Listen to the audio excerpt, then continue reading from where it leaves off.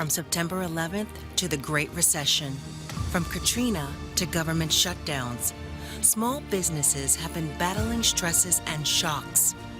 Through grit to innovation, they have sustained local economies with their resilience. Now, they face an unprecedented threat, COVID-19. As Congress scrambles to provide aid, coronavirus economic relief packages are overlooking millions of micro businesses. Many of these businesses are owned by people of color, veterans, immigrants, and others who operate in low and moderate income communities. During the best of times, they face hardships in gaining access to the resources needed to thrive, grow, and hire. Their remarkable innovation to provide economic freedom for their families is on full display. What will you do to support the heartbeat of the nation's economy?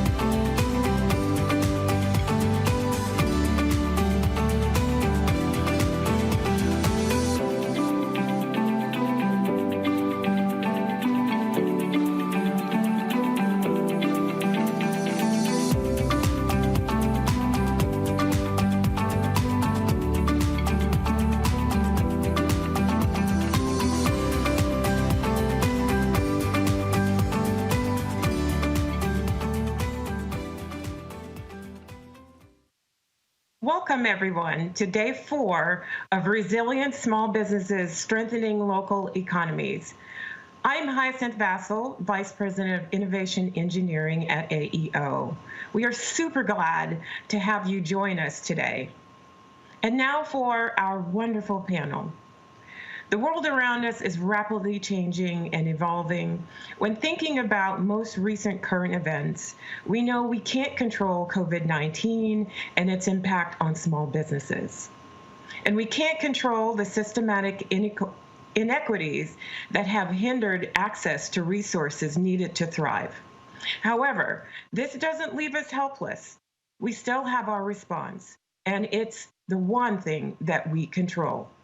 It's a response that allows us to take strategic actions to mitigate challenges and then exploit opportunities. We can learn new skills and gain new tools to survive and overcome challenges so that we are stronger than before.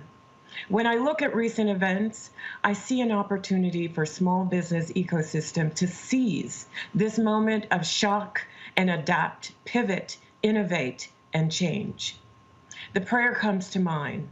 God grant me the serenity to accept the things that I cannot change, courage to change the things that I can, and wisdom to know the difference. So how can we help small businesses stabilize, shift, and succeed? What resources are out there that help small businesses kick back? What are the resources available to arm practitioners who are tirelessly helping small businesses? We have a wonderful group of panelists who will discuss how they see the need of small businesses ecosystem changing and evolving and solutions they provide to ensure entrepreneurial success for all.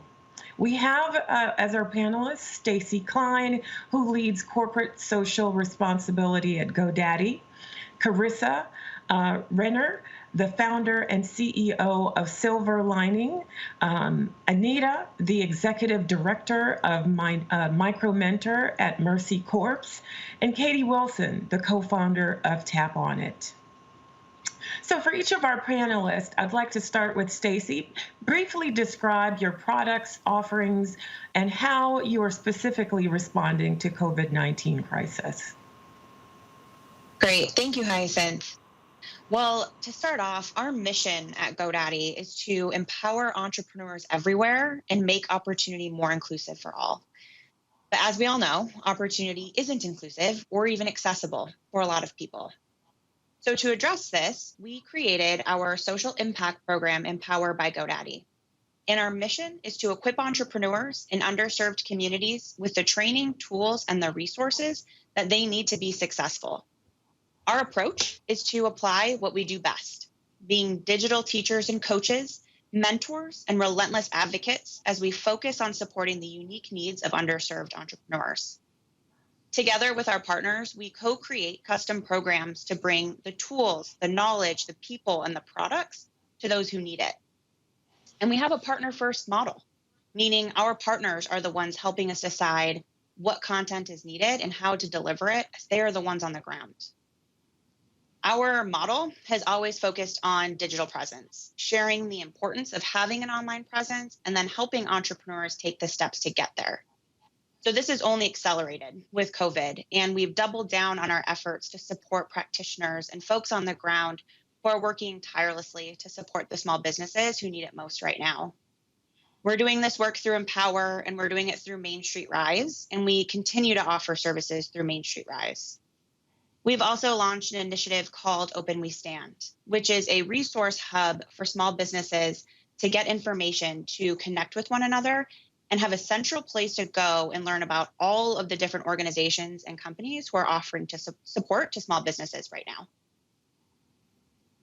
Thank you, Stacy. Carissa, can you take that question? Yeah, definitely. Thank you so much for having me, and hello to everyone who's watching and my fellow panel members. Hyacinth.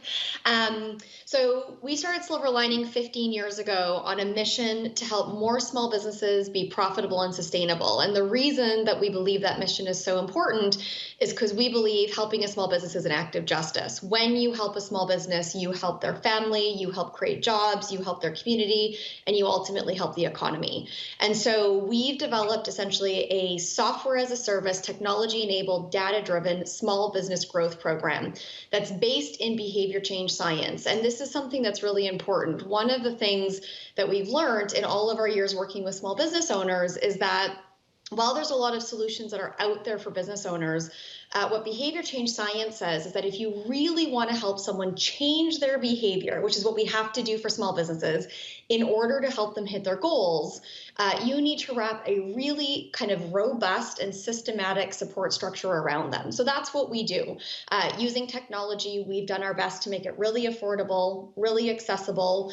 And before COVID-19, we had a pay what you can option, where if a small business owner came from an under-resourced community, they could essentially name the price. So they could choose any amount that they wanted to pay with a lot of dignity, and that would be the amount they would pay.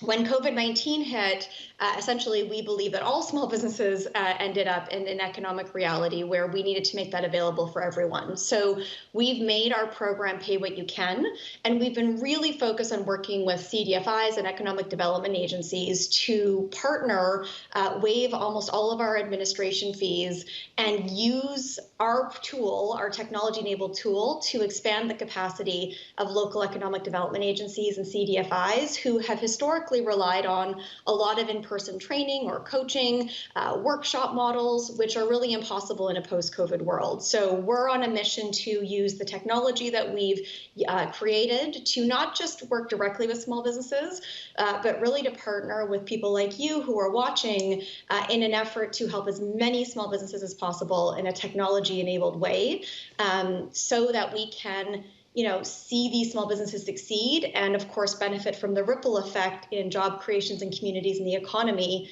that comes with their success. Thank you, Carissa.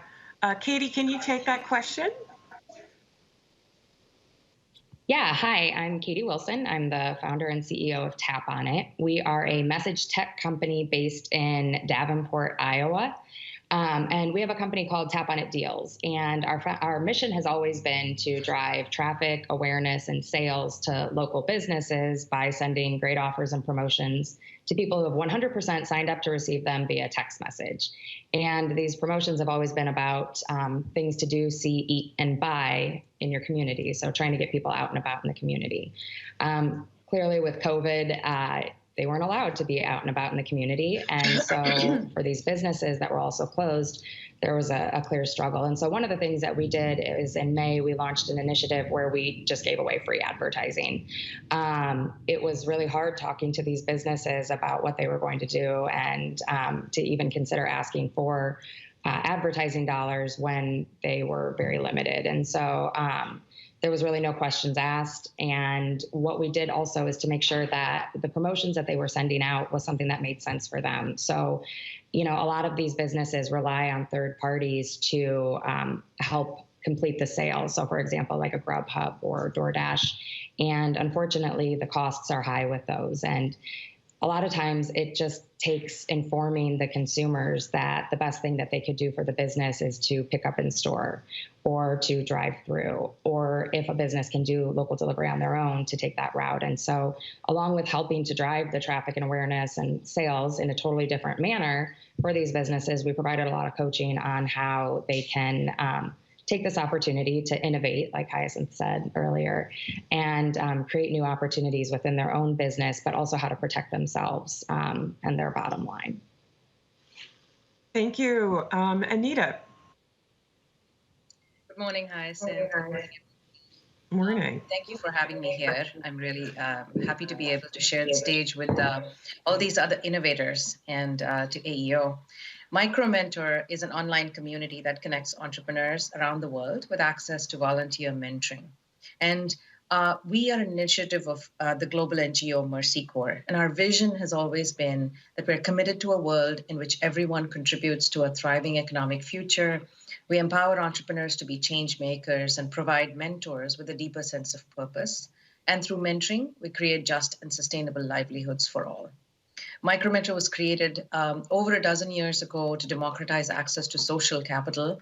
And the whole idea was for small business owners to be able to succeed, they needed, in addition to capital, technical assistance and training, also social capital, connections, networks, resources that are otherwise usually sort of concentrated in communities and segments and people that have privilege and have the ability to have had, whether it was MBA networks or parents or family members or others, where they had access to this kind of knowledge and resources. So MicroMentor has been always positioned as a virtual intervention for small business owners to sort of level that playing field. The platform is free for anyone to access, and all of our mentors are volunteers in the community. So as a result of this model around offering mentoring at scale and taking down this barrier of sort of standardized mentoring programs, which tend to fall apart when you're looking at it at scale, MicroMentor has now flourished a community of nearly 90,000 entrepreneurs, about 30,000 or so volunteer mentors, and the United States still tends to be a large driver of entrepreneurs that are coming to the platform. Nearly 50% of who's coming to the platform are entrepreneurs from the United States. What we hear in our data tells us that about 50% of these entrepreneurs are telling us that they had access to no other resources, whether it was technical assistance, education, incubators, accelerators. So when COVID hit, it became an imperative for us to step up and do more, and for us to see how MicroMentor could really make ourselves available in a more targeted fashion, in a more authentic and relevant and timely fashion in this crisis that nobody around the world has really had experience dealing with something like this. So MicroMentor was already poised as a virtual solution that did not depend on face-to-face interactions. We were really poised. We made a commitment to reach 100,000 small businesses, recruit 30,000 volunteer mentors onto the platform. We're really excited to be a part of the Main Street Rise program with AEO. And in addition to making that commitment, we reached out to our entrepreneur and mentor community, did listening sessions, because I'll be honest that no matter what we do, we're still in learning mode because this is unprecedented times. We found an overwhelming response from our mentor community. We've created mentors who or rather identification of mentors with a COVID response badge. These mentors are stepping up to be sort of on the virtual front lines in our community, saying that they'll respond to all the messages they get. They have prior experience in financial management, operational efficiencies, going digital, creating online marketplaces, the needs that we saw that were rising from our entrepreneur community. So these mentors are out there, willing and ready to support. And in the last 2 months that this has been functional, we've seen that almost all the activity on the platform is really being driven by these COVID mentors. And we now are badging entrepreneurs on the platform as COVID request entrepreneurs. So people are quickly and easily identified. They can be filtered. They can find each other. Micromentor is a very sort of member-driven model. We don't go and do the matchmaking. They find their community. They interact in a way that makes sense. So this is sort of one way that we've been able to quickly roll out something that feels more authentic to what we do and how we can be responsive. I think the other way has been working with our partners. So partners like AEO, we've partnered with Axion, which is a lending platform, and several other partners, both in the United States and globally, to be able to make Micromentor available as a mentoring solution for their organization. So this model has already been present. We've been able to create white label instances for our partners. The state of New York runs their mentoring platform called Business Mentor NY on Micromentor technology.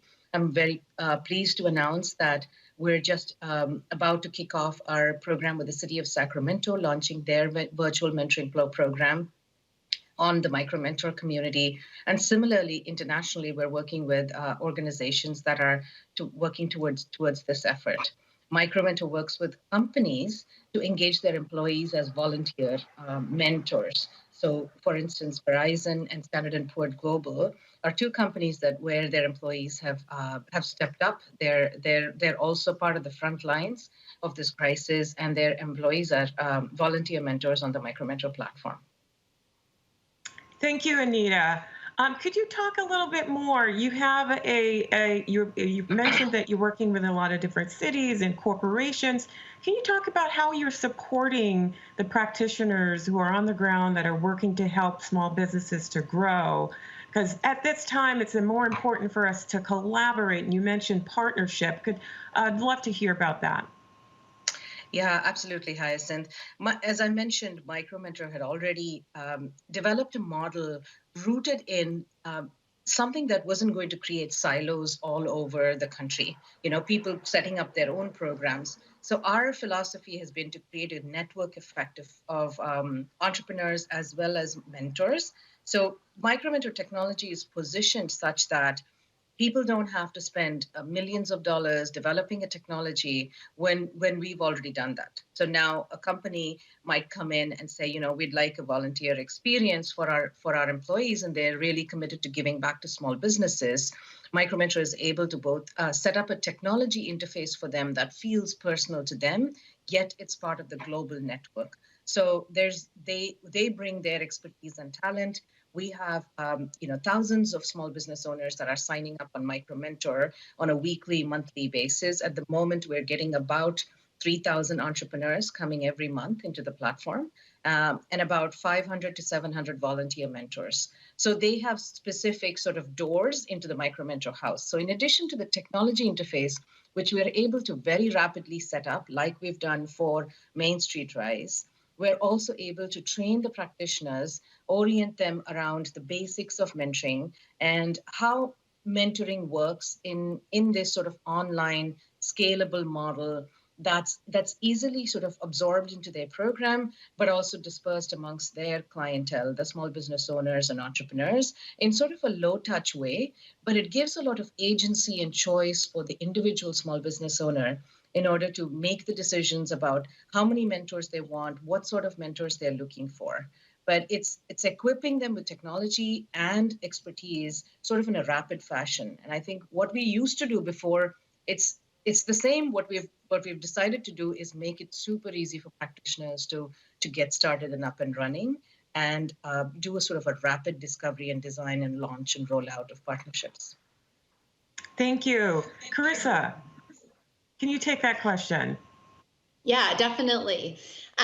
So as I've spoken with actually a couple of you about over the years, one of the things that I've become incredibly passionate about, my background is in psychology. And when I first started Silver Lining, I kept asking this question: how can there be so many amazingly dedicated people working in the small business industry?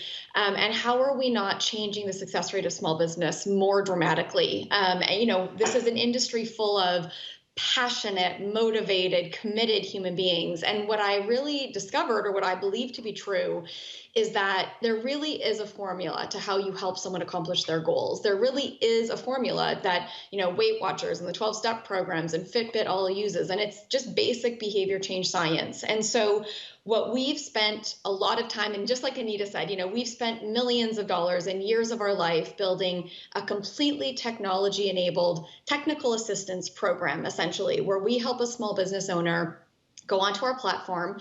In about 2.5 to 3 hours, they build a robust one-year growth plan for their business. That includes understanding their basic strategy, a time budget, their values, their mindset, and then specifics like who their customer is, what their financial model is, what their sales goals need to be, and then what their essentially sales and marketing plan needs to be in order to connect with their ideal client to hit their goals. Once they've built that plan, though, what I think we do, which is most exciting, is that we then wrap a 12-month support structure around the small businesses. And what behavior change science says is that the pillars of behavior change that any of us need, right? This is not just small businesses. This is any human that wants to accomplish any goal. What we need to succeed is we need to gain commitment. We need to be committed to what we're trying to accomplish. We need to set modest goals, rigorously track behavior, build self-efficacy, get outside counseling and support, and ultimately instill new habits. And so we have what we call the 5 fingers of the experience that we wrap around every small business, which includes an expert strategy call every month, weekly or bi-weekly mindset calls and accountability calls, tons of training and resources, leaderboards and gamifications and community to connect to resources. And of course, all of that is managed in our software. So when we work with partners, what we see all the time is that, the idea of trying to build a piece of technology like we have that would enable you to offer a, technology-enabled, data-driven, really modern technical assistance program, it's just too expensive. And quite frankly, it's very difficult having done it. And so I would understand why you might not want to build it. But what we believe is that if we can get our tool into the hands of amazing people like you, practitioners on the ground, we don't want to come in and take over what you're doing. We want to make it easier for you. We want to make the work you do even more effective. And so the way that we often work with economic development agencies, CDFIs, banks, and lenders is that we really specifically come in, we collaborate with you to understand the unique needs of your small businesses. Every community is different. We don't think that, we can kind of just skip that step of really making sure that what we build together is customized to your small businesses and your organization. We train you on behavior change science so that you really have a cultural level understanding of how science can help your small businesses accomplish stronger financial results. And then, we can customize the software. There's all the technical features we can do. But most importantly, we collaborate really deeply. And our mandate, our mission is that we can arm you with this piece of technology that, in a COVID and post-COVID world, allows you to support tons of small businesses in a really affordable way at scale, in a socially distanced manner. But B, you can essentially take your technical assistance budget, cut it in a quarter, but increase results by over 200-300%, which is what we usually see. And that's simply because in our program, we're not tracking hours that we spend with small business. We're literally tracking their outcomes. Did they hit their financial goals or not? Did they change their behavior or not? Did they get more disciplined and focused or not? Did they create more jobs? Did they contribute to their community because of their growth? And so we're really focused on this idea that we want to partner with the practitioners, you guys, to create a results-oriented mindset that then translates to the small businesses having a results-oriented mindset, and then use our technology to make that entire experience seamless and efficient and affordable, and then use the fact that we're a tech company to take all the data we're gathering and make it available to the small businesses, you and us, so that we can constantly optimize our work together. And ultimately, my belief, having been working in this industry for 15 years and living and eating and breathing small business and being so passionate about it, is that the work of helping a small business owner is not quick. It's not something you can just do in a workshop or do in a boot camp and then say, oh, well, I don't know why that didn't work, or I don't know why they didn't succeed. It takes a long time. It takes a long-term investment. But all of our data proves if we invest in these small businesses for real in a sustained way, in a way that behavior change says we need to, not only can we increase the effectiveness of our programs, the programs you all run, but most importantly, we really can meaningfully impact the success of the small businesses that we serve together. And so that's what we're passionate about. We are passionate about figuring out budgets, figuring out, all the logistics. To me, that's just, logistics. The mission that we're on is to help as many small businesses as possible and to help you as practitioners not do your work differently, but just get more out of the time and money you're already spending. Thank you. Stacy, can you take that question? Yes, absolutely. So many of the practitioners that we work with are already providing programming and resources to small businesses. So we really come in to assist with the technical assistance side of things and the digital presence side of things. So things like branding, building your website, social media, search engine optimization. And with AEO, we provide a learning management system for practitioners and entrepreneurs to access. That system has content, it has PowerPoints, facilitator guides, worksheets, all of the materials for practitioners to take that content and then teach it to the entrepreneurs they're working with, or it has the tools for entrepreneurs to self-guide through the curriculum. And it's all built within cohorts. And just like Chris had mentioned, it's not a quick process. So we use cohorts as a model to make sure that entrepreneurs are in the programming long enough to really learn these new skills and then apply those new skills. And then beyond the content, we activate our volunteers, our employees, from our customer care guides all the way up to our executives who are trained and experts on digital presence. And they come into the program to provide one-on-one or small group coaching directly with the entrepreneurs in the program. So this takes a little bit of pressure off of the practitioner, but allows the entrepreneurs to get deeper into the content, to ask questions, and then apply that new knowledge directly to their business. We also provide products in kind so that the practitioners can all help the entrepreneurs get online at no cost to them. Thank you. So, Katie, you mentioned Grubhub earlier. I recently saw a small business deposit where 46 orders resulted in over $1,000. And then after subtracting the cost and fees of Grubhub, the small business received $376.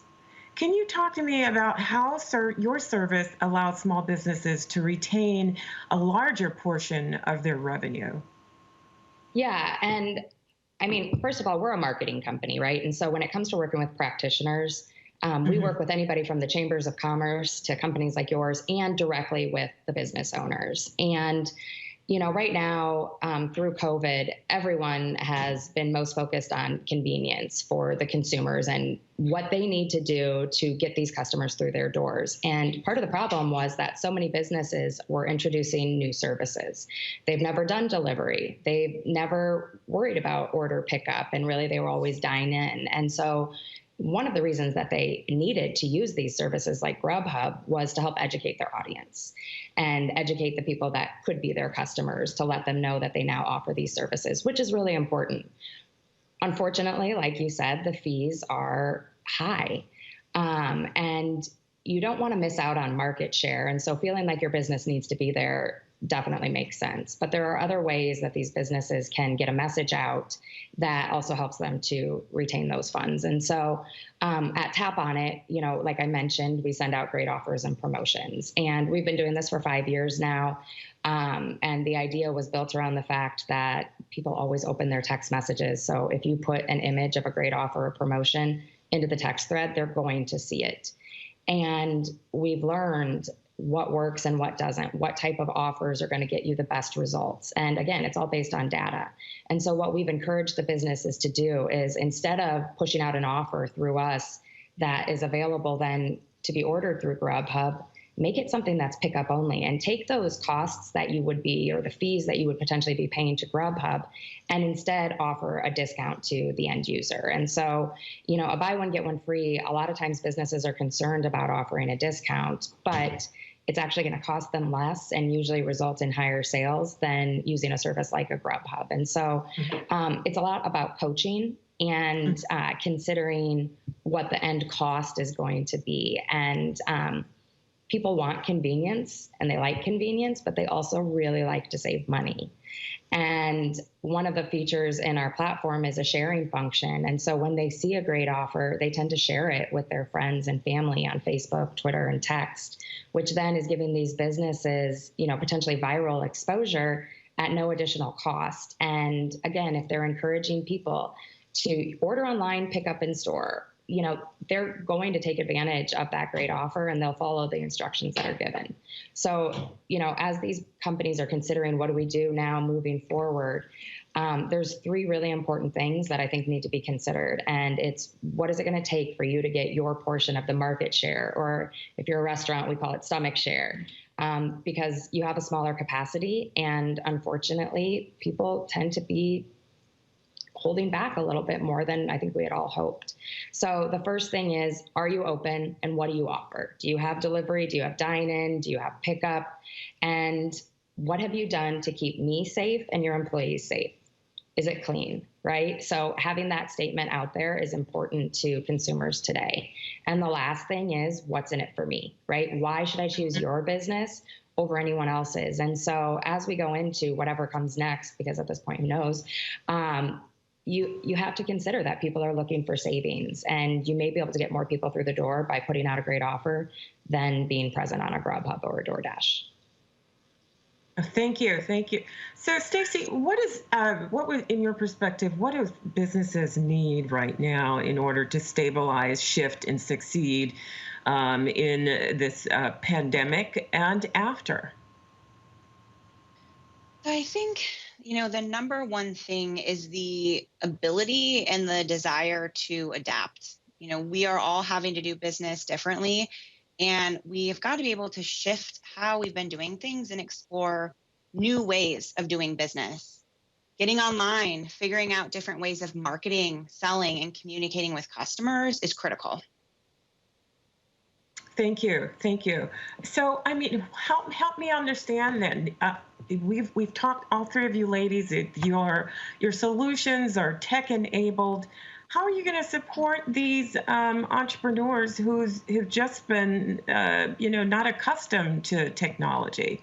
Anita, can you take that?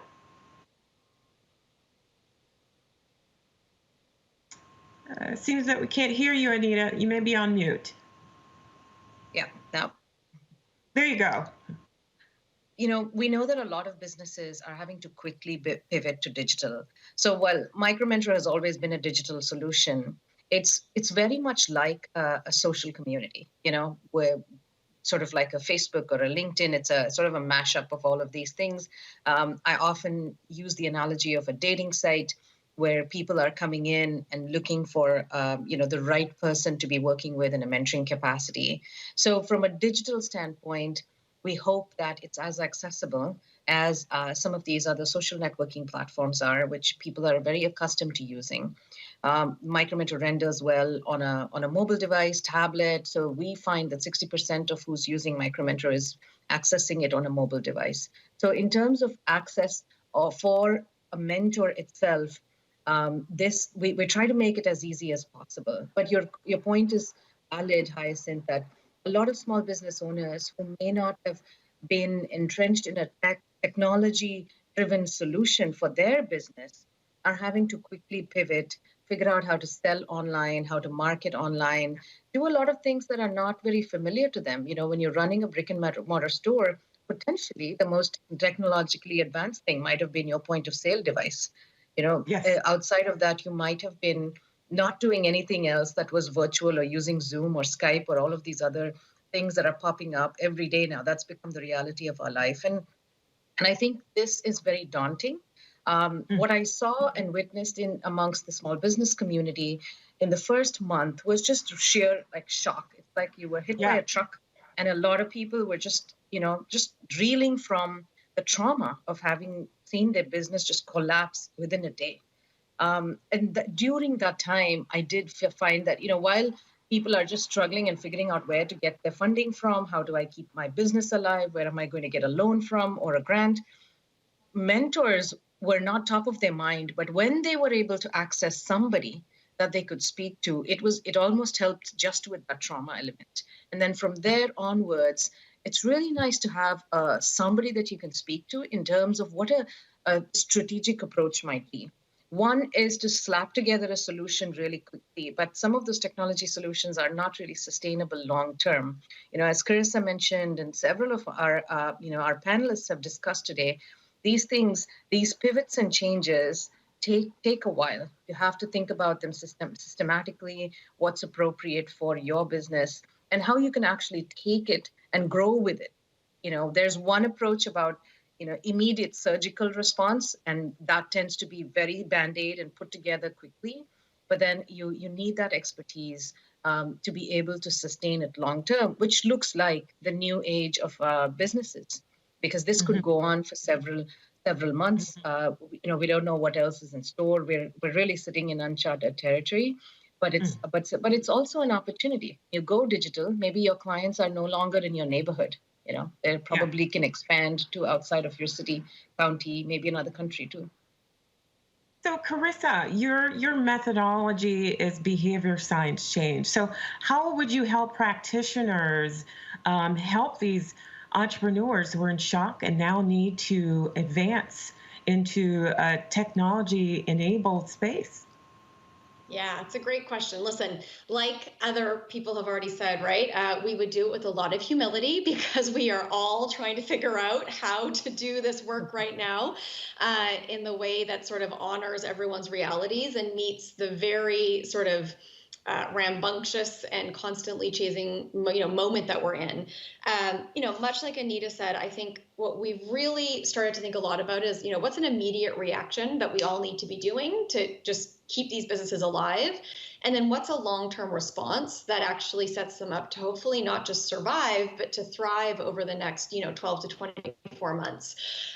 So when we get the chance to work with practitioners, I think a couple of things are important. Number one is we like to train you on behavior change science. I think that, sometimes you look at programs like ours or other behavior change programs and it feels like it's a bit mysterious. And actually, it's incredibly kind of almost boring and very simple and very practical. And so we've discovered that if we can just translate that knowledge, it makes it a lot more strategic and a lot more simple and just makes it very actionable. So we've actually developed over the last couple of months a training program for practitioners. And actually through the Main Street Rise program, we're offering it in partnership with AEO to practitioners who sort of want to take a moment, pause, step back and say, you know what? Technical assistance was due for a makeover anyways, right? I think all of us who have worked in the small business industry would agree that, COVID has accelerated a process that I think was necessary anyways, which was to shift from an old school model of technical assistance to a more new school model.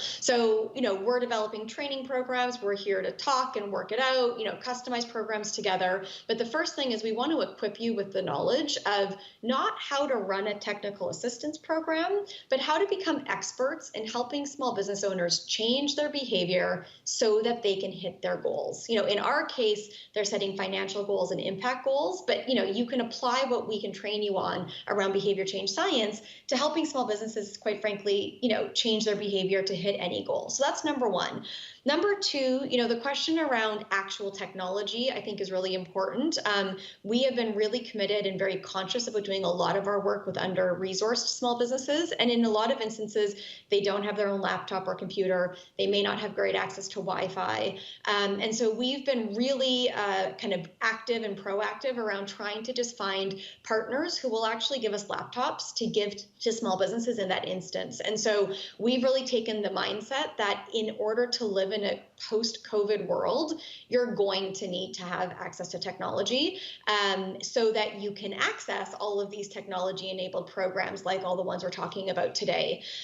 So we've been taking that really literally, and we've been really looking at how do we get laptops into the hands of every small business who needs one if they don't have one, and then how do we train them on how to use them if they need that training. The third thing that I would say, just as we think about working with practitioners, is that I do, and this kind of goes to what I was saying a little bit earlier, just like I think we're telling small businesses that it's important to be adaptable, I think that this is a real kind of call to arms and massive opportunity for practitioners to be adaptable and to be innovative. I referenced this a couple of times, but we've got so much data that shows that, sort of an old school model of in-person training programs or boot camps, things that are limited in scope and done in piecemeal elements, they don't necessarily have the dramatic impact that I think we can have and actually spend less time and money to get those results. And so one of the things that we're really passionate about and that we'd love to do, with any of you that we can be supportive of, is actually just reframe, what does it mean to support small businesses? What does it mean to not be sort of scared of the change, but actually really embrace it and let this be a moment where we get really innovative as an industry, as opposed to feeling like, oh my gosh, we can't do it the way we used to do it, therefore what do? There's so many things we can do. And I think it's really there's a parallel path that I think practitioners and small businesses are on, actually. And it's the path of, really sort of reacting in the short term, but responding strategically in the long term, getting technology and technology training into your hands in the most practical sense so that you can access all of these tools available to you, and then really embracing a new normal, not fighting to go back to the way it was, because quite frankly, it wasn't that great. There was room for improvement to how we've always done things. And so, I really believe that if we can collaborate, we can combine all of our brains and resources and abilities and passion, we can create a new version that really is better for the practitioners and the small businesses that we serve. Thank you. So, ladies, you all have different solutions here. How do we organize this? How do you organize this so that the small business has some sort of strategy, and they're not using, pick and choosing your services? I'd love to start with, Stacy, you and Katie, you have a marketing solutions. Do they have to have a marketing strategy, and where do they start? So I think that there is a lot of room for collaboration. I think, we really saw this with COVID, that there were just every company and organization was putting out content on content on content. And no one was really thinking about access or how confusing that this could be for the entrepreneurs who are dealing with so much right now. There are a lot of companies who are dedicated to small business, and many of us are working in silos. I think it's one of my favorite parts of the Empower program, but we do have this open to anyone who has something to contribute. We're not the experts in things like small business lending or financial literacy, and we're not going to pretend to be.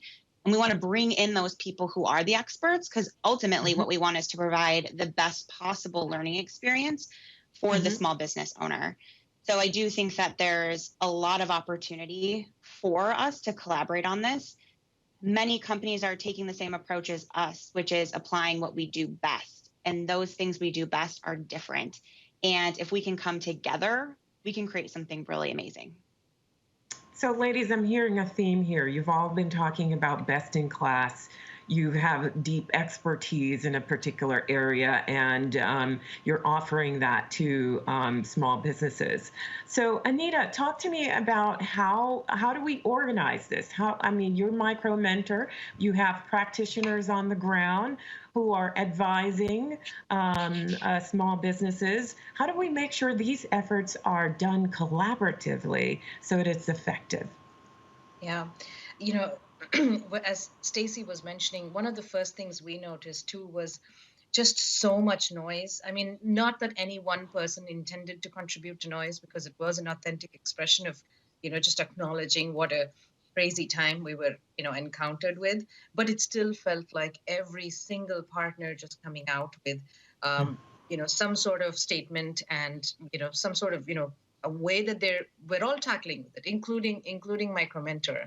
One of the things we recognized was, okay, as a result of all of this, there's so many partners out there. One thing we did was just what was relevant for Micromentor. I wouldn't say just across the board. It's it's just a love fest of all organizations coming together.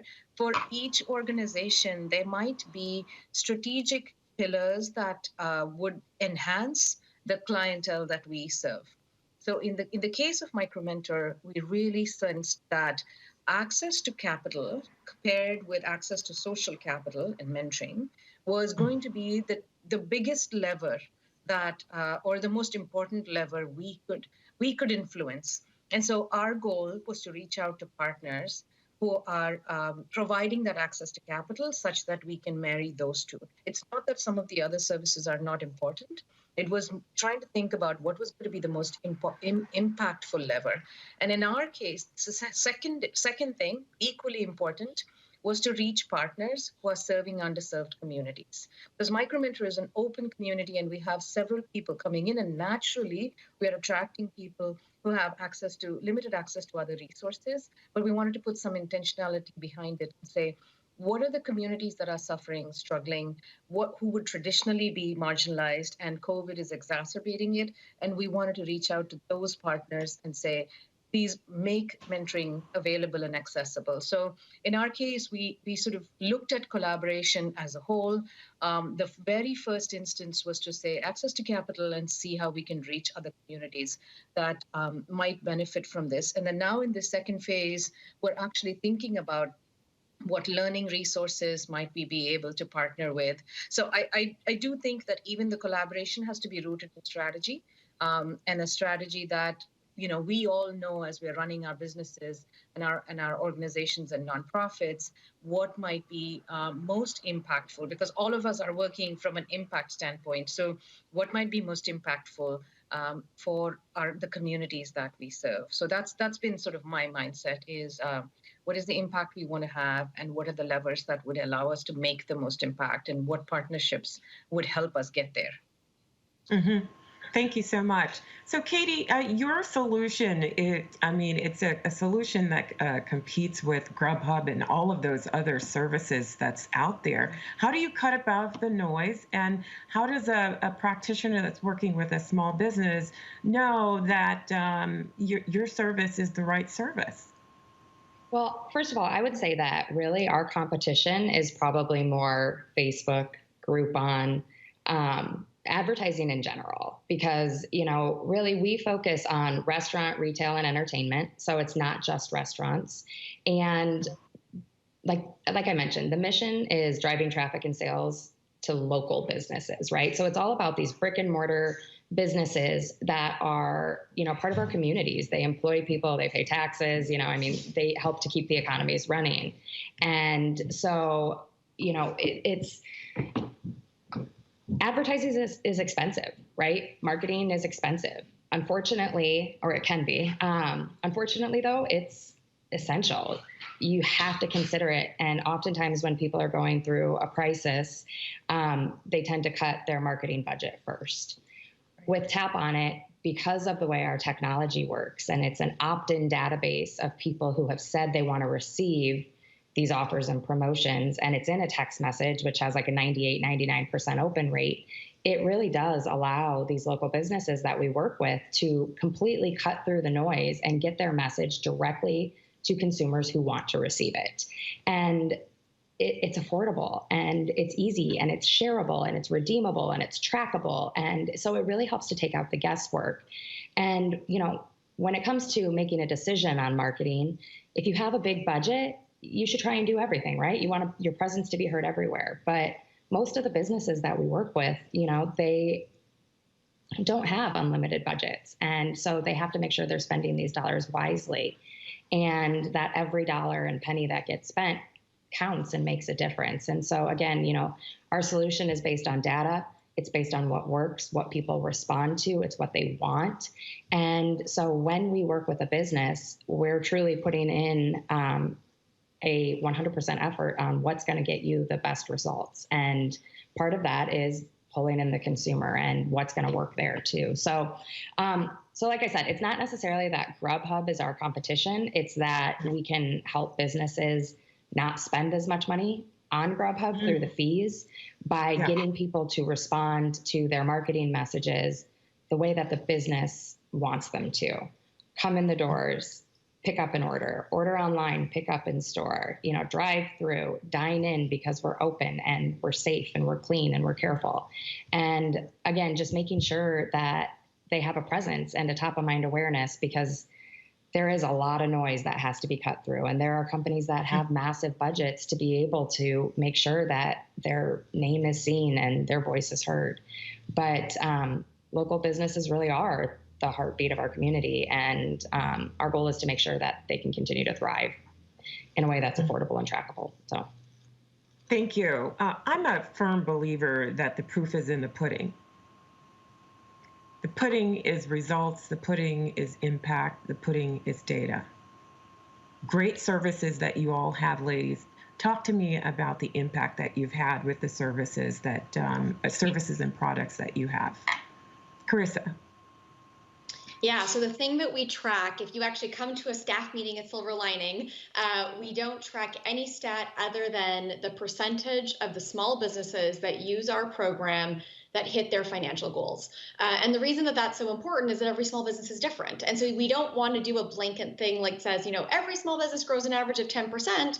Well, maybe some small businesses can grow more. Maybe growth for some small businesses is reducing revenue, but increasing profit. So our success metric is 100% undeniable. Compensation is based on it. Everything is based on it.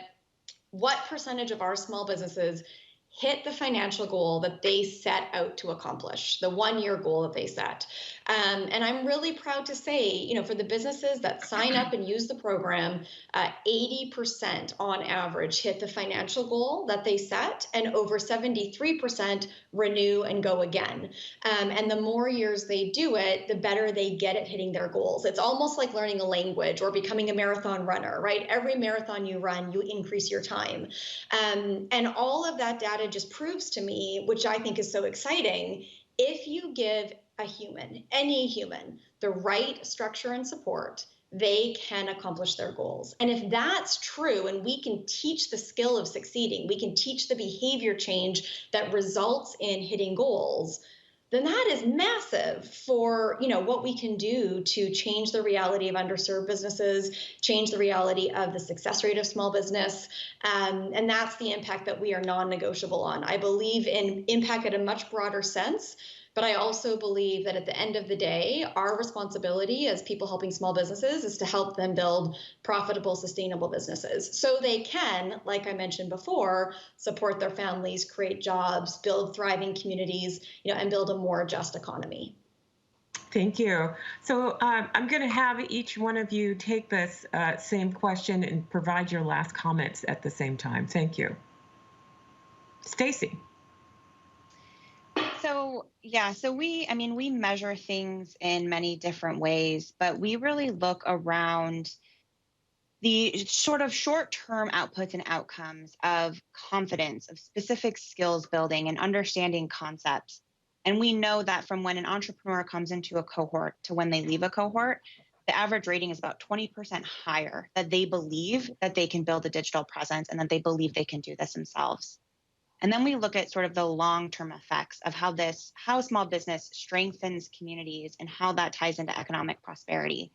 And we have a data study that shows the higher number of small businesses and ventures that exist in a community, the higher levels of economic prosperity. You can see the median household income level rise. You can see how these communities recover quickly from recessions. So there's a lot of different data that we look at that's not just the short-term skills building, but also how this impacts communities and ultimately makes that community and that city stronger because of the small businesses. Thank you. Anita, can you take that question? Yes, impact is something that we spend a lot of time, we spend a lot of energy. We're rooted in being. Our existence is really, our profit is measured in impact. So the one ultimate goal that MicroMentor measures and looks at is job creation. And that includes self-employment. In fact, it starts with self-employment because a lot of the businesses that are coming to MicroMentor are micro entrepreneurs, and they tend to be very early in their stage of business. So they might be, have committed to a business and they're just about operating. In this crisis, we know that people are sort of reinventing. So we look at self-employment and then any additional net jobs created as a result of mentoring.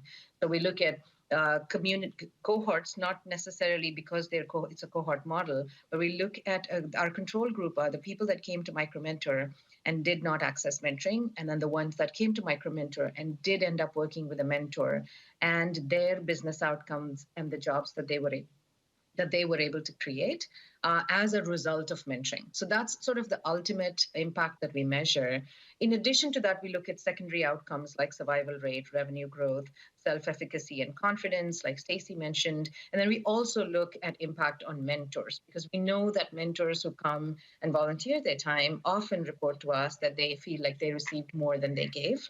So we're also looking at that. But our ultimate goal is really this one indicator, which is the job creation number. Now, that is not something you can get on a daily basis. So we look at proxies that inform our efficacy and how well we are doing. We have some proxies around connections and what sort of connection rate is taking place on the platform. That might be an indicator of where we are headed and sort of how jobs created looks like.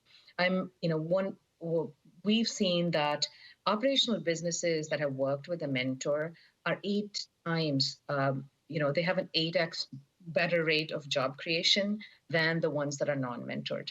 Another sort of recent data from a third-party external evaluation firm that's looking at MicroMentor is pointing to a direct linkage between mentoring on MicroMentor to access to capital.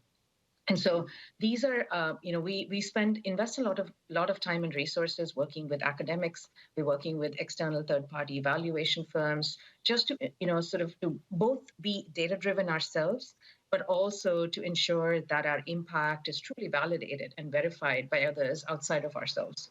So this is, this just goes to, I think in terms of my closing remarks, Hyacinth, is that I'm so encouraged to see this group of amazing women that are leading these initiatives, and the passion that I'm seeing in commitment to support small businesses is honestly making me so hopeful that we can overcome this crisis and some of the other things that we see around ourselves that we're faced with, both economic and otherwise, that we're faced with. So when I see this group and I see the resources and services that organizations like AEO are putting together, it is making me hopeful. And I also know that this is the time for us to be bold, to put bold solutions forward, and take the right stance, even if it is not the easy one, because we know that that's the thing that's going to really, truly cause change and create economic opportunity around this country for small business owners. I'm so encouraged to see how every single person around this table has shown up in such a meaningful and authentic way. Thank you. Katie? Yeah, sure. I know we only have a minute left or so. So, have changed and we don't know what they're going to look like as we go forward. And, like everyone has said, we're all figuring this out as we go. But one thing that is extremely important for businesses is that as you have people coming through your door now, you need to make sure they have a killer experience. You only get one shot at them coming back and seeing your business post-COVID. And we need to make sure that they feel safe and they're happy. And unfortunately, I think that there's people are still going to be quick to criticize, and unfortunately, they don't necessarily compliment as quickly. And so telling people that, you want to make sure that they're happy and satisfied. And if they are, asking them to put a comment out there on social media about the great response or the great service they had at your business is huge. So, if you're going to spend money on marketing, make sure that when the customers get there, that you're able to retain them and keep them coming back. And, like I mentioned, our Tap on It Deals solution helps to bring new customers in. What are you going to do to keep in touch with them so they do continue to come back? And texting is one way to be able to do that. So continue with your social media. continue with your email, continue with all of the things that you're doing, but consider, should you be building databases to be able to text with your customers? And that's something that if they're interested in, we are here to support businesses on learning how to do that as well. So just make sure that the attention you put on this is then followed through with the experience that these end users are going to receive. Thank you, ladies.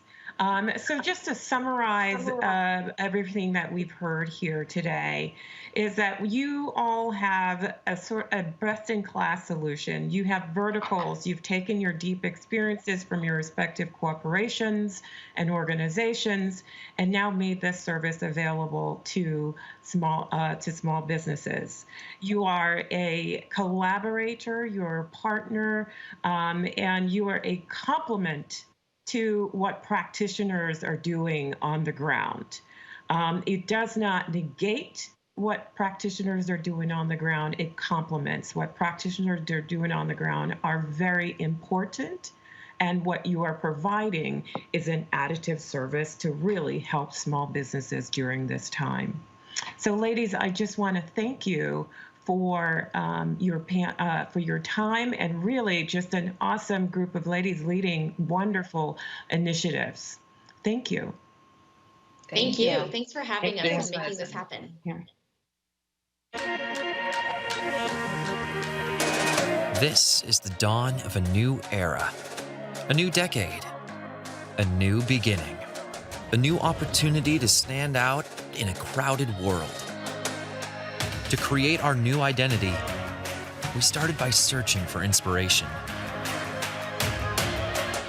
We consulted with behavioral psychologists and built a brand that speaks to both the head and the heart. A brand that's open, a brand you can trust, a brand that inspires action. We learned from our teammates. We listened to our clients. We created, we tested, we refined, until we found one clear winner with clients, with teammates, and across all generations. Now, we're ready to share it with the world.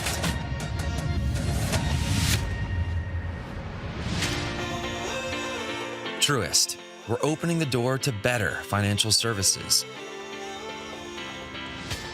better experiences,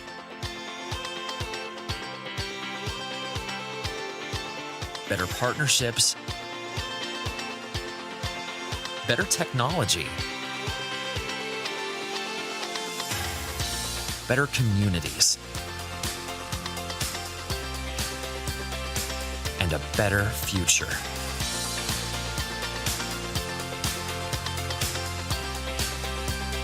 Truist Purple is the color of our merger of equals, rich, bold, and distinctive, yet warm and inviting. Our monogram is made up of two T's that mirror our name and represent touch and tech. Enclosed in a square representing trust, a portal with rounded outer corners that feel secure and accessible. Our logo is designed for all channels, so it's easy to read at every size. Generous letter spacing emphasizes access. The unique leg of the R moves the I from left to right, creating momentum for what's next. Truist. We have the name. We have the look. We have the brand. We have the team. Now, we're ready. We are the future of finance. We are Truist.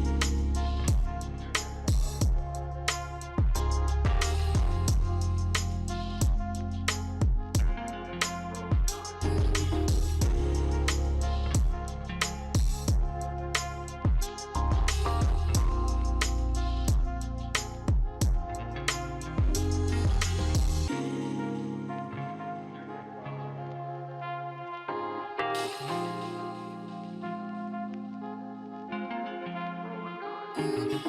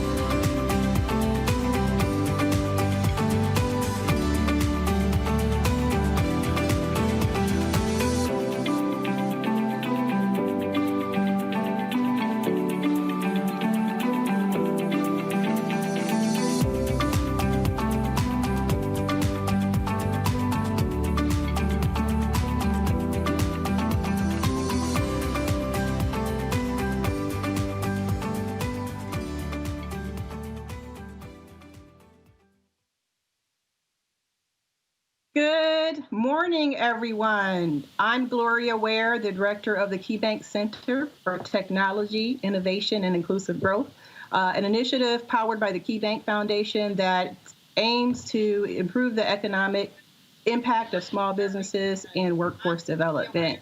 Super excited today to have this discussion. It's something I'm very passionate about and have talked to a lot of my partners about.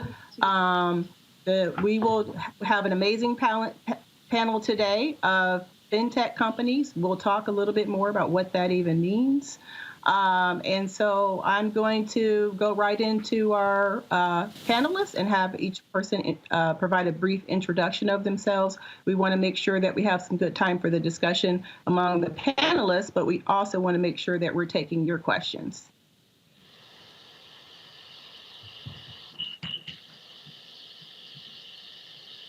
So let's go to Mitch. Good morning, CEO Gloria. Hi, good morning. Gloria, thanks for pulling us all together. And just want to thank Connie and the AEO team. I live on the West Coast, and it's not at all uncommon to have a conversation with Connie at 10 o'clock at night, my time, and she is running at absolute full steam.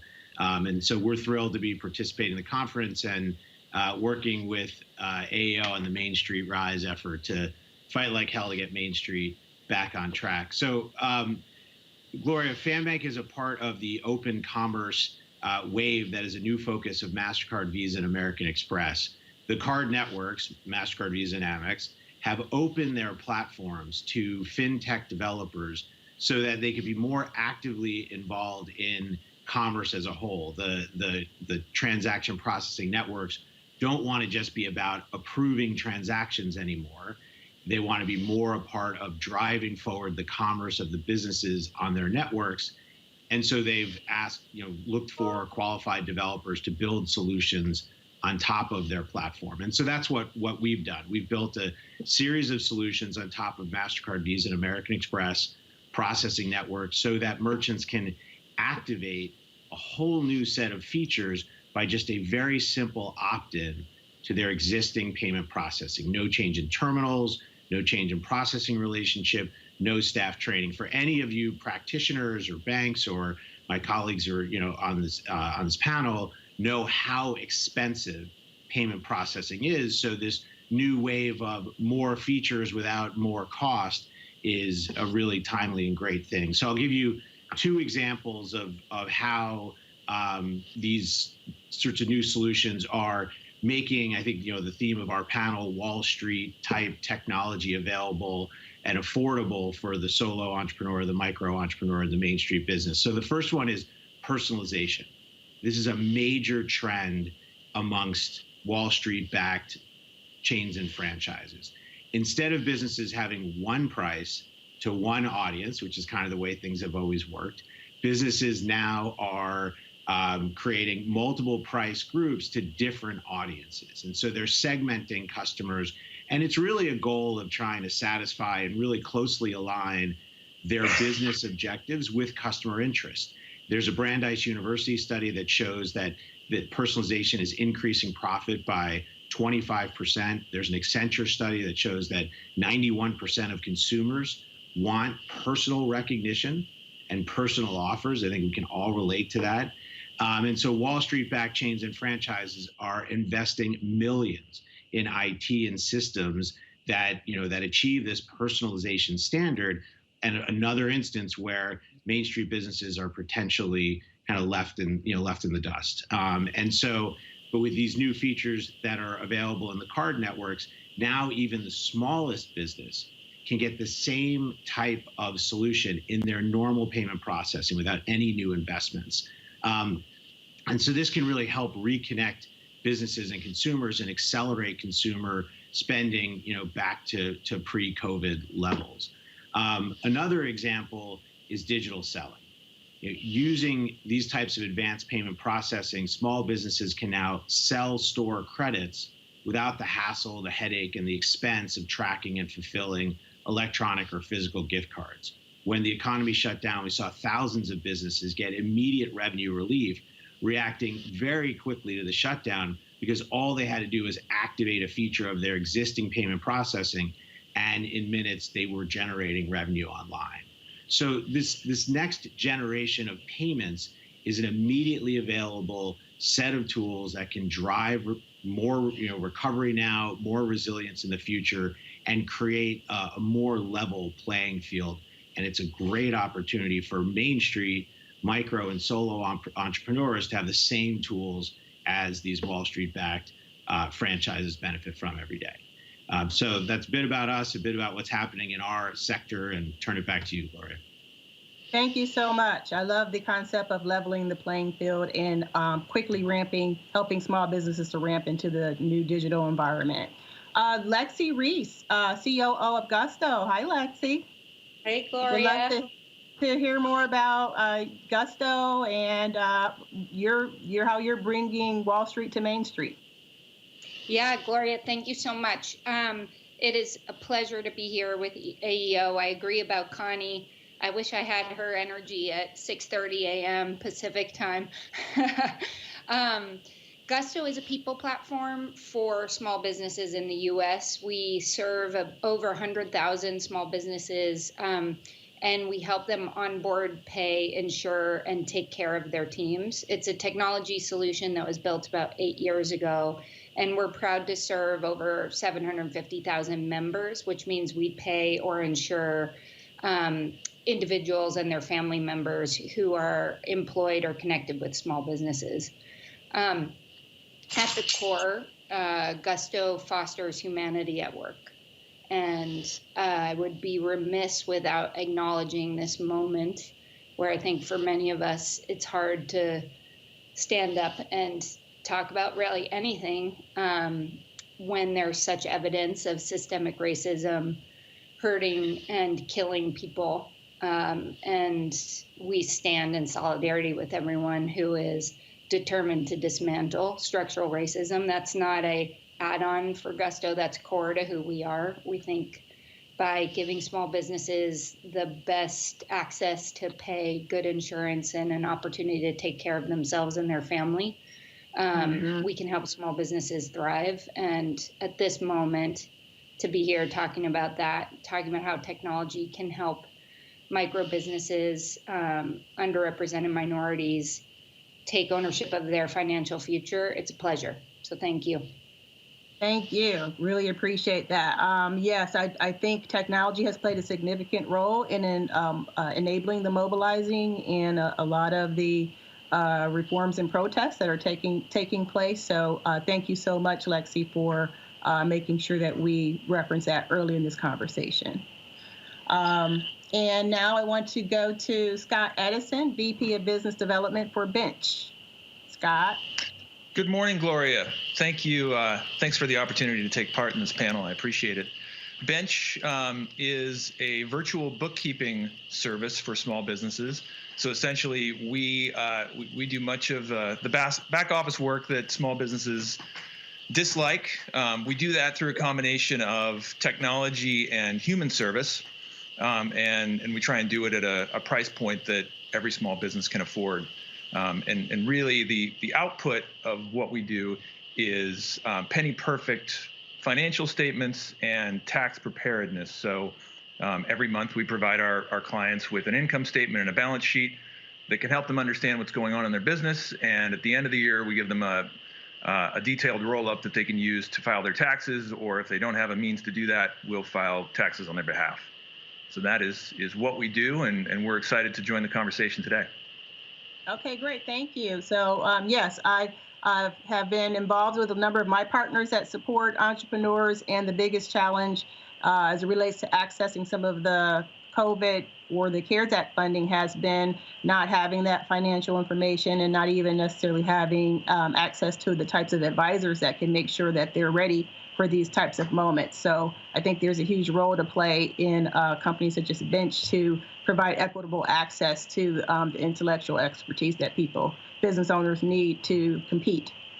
So, I would like to start out. There's a lot of kind of misconceptions about what is FinTech. We kind of talk about bringing FinTech to Main Street. What does that mean? I think a lot of small business support organizations have had businesses that have run into some challenges, some negative experiences with kind of at the intersection of access to capital and digital access. So there's a lot of confusion around what does FinTech mean. Some people think that it is exclusively focused on lending, but as the three of you have referenced it, there's a number of intersections. Who wants to take on that question of clarifying for our audience your description of FinTech and perhaps maybe some misconceptions around it?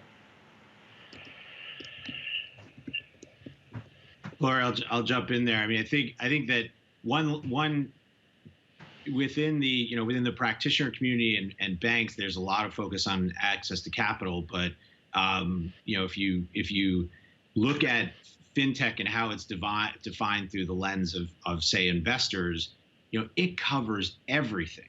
So when you hear the phrase FinTech, someone could be talking about new tools for trading on the stock exchange. They could be talking about the kinds of services that Lexi and Scott and their companies offer. It can be referring to anything within payment processing. It can be referring to anything within lending.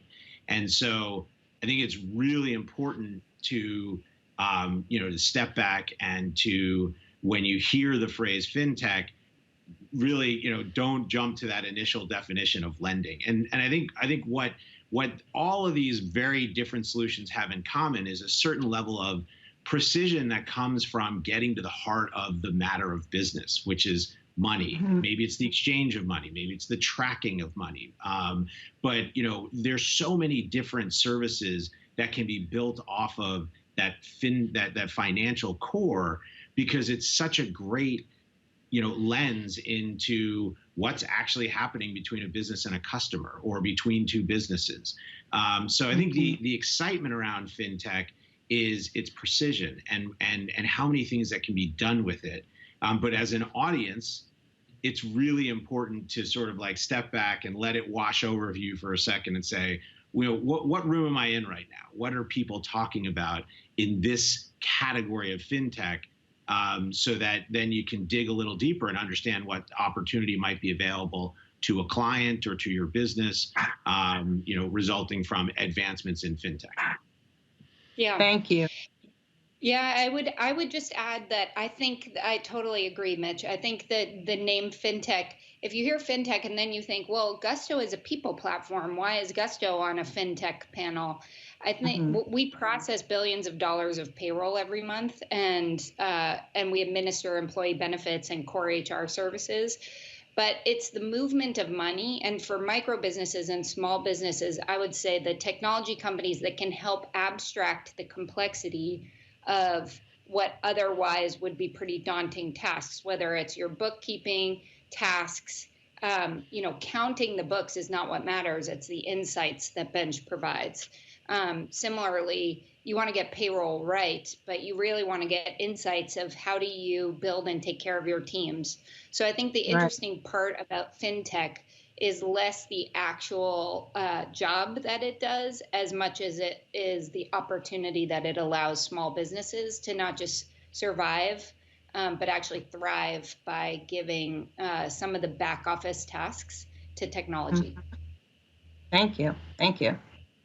Yeah, I will. So, given that our audience we've got funders that support the development of programs for the benefit of entrepreneurs, and we've got resource providers that provide a lot of these programmings, particularly as we relate to communities of color, where a lot of the resource providers have a lot of challenges in the face of the pandemic. There have been some cutbacks in staffing. They're seeing more volumes of entrepreneurs and small businesses seeking assistance. Why can you help make the business case as to why these resource providers should be incorporating FinTech or tech tools into the learning curriculum for their small business owners? Gloria, I think that Bench's perspective is tech tools are really meant to help streamline operations for these entrepreneurs. They shouldn't be seen as a burden, and in many cases, companies like Bench are spending a great deal of time and resource developing educational resources that make it super easy to understand how these tools work, how they can be used and incorporated in the small business's workflow. We have in this crisis, we've ramped up our efforts to provide easy to use and understand resources that guide entrepreneurs through the PPP lending process, the forgiveness process, other sources of capital, and how to think about getting access to dollars that you need to keep the lights on.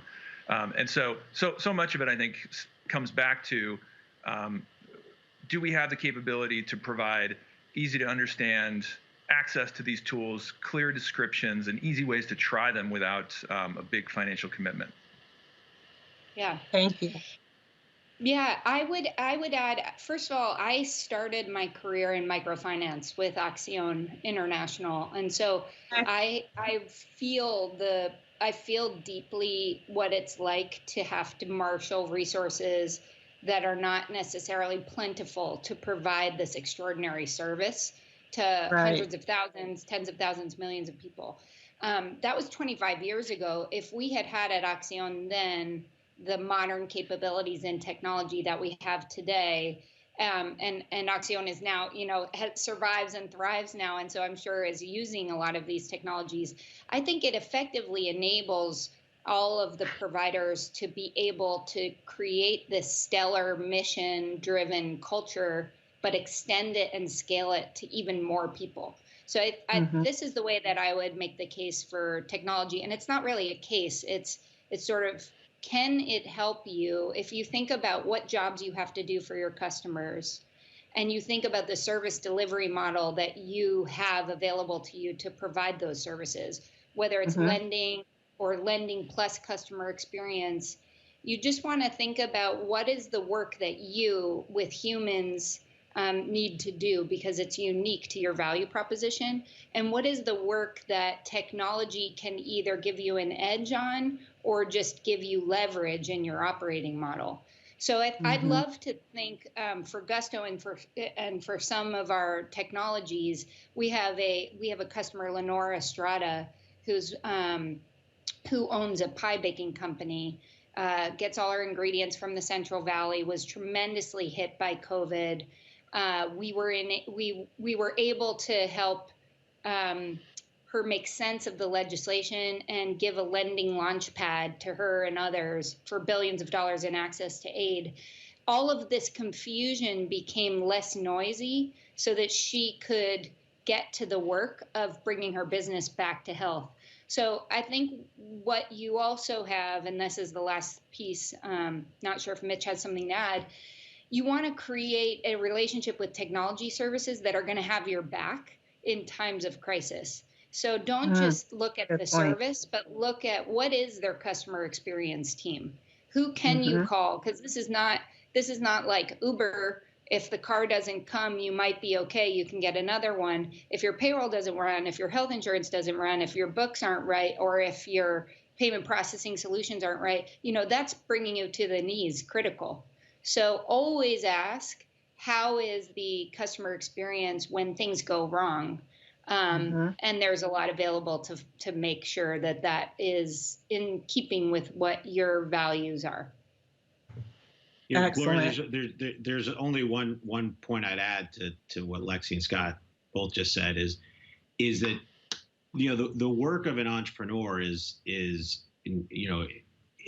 an incredibly solo journey. No matter how many employees and team members, you're really on your own. And what's common to all of these solutions is that you're opened up to a network.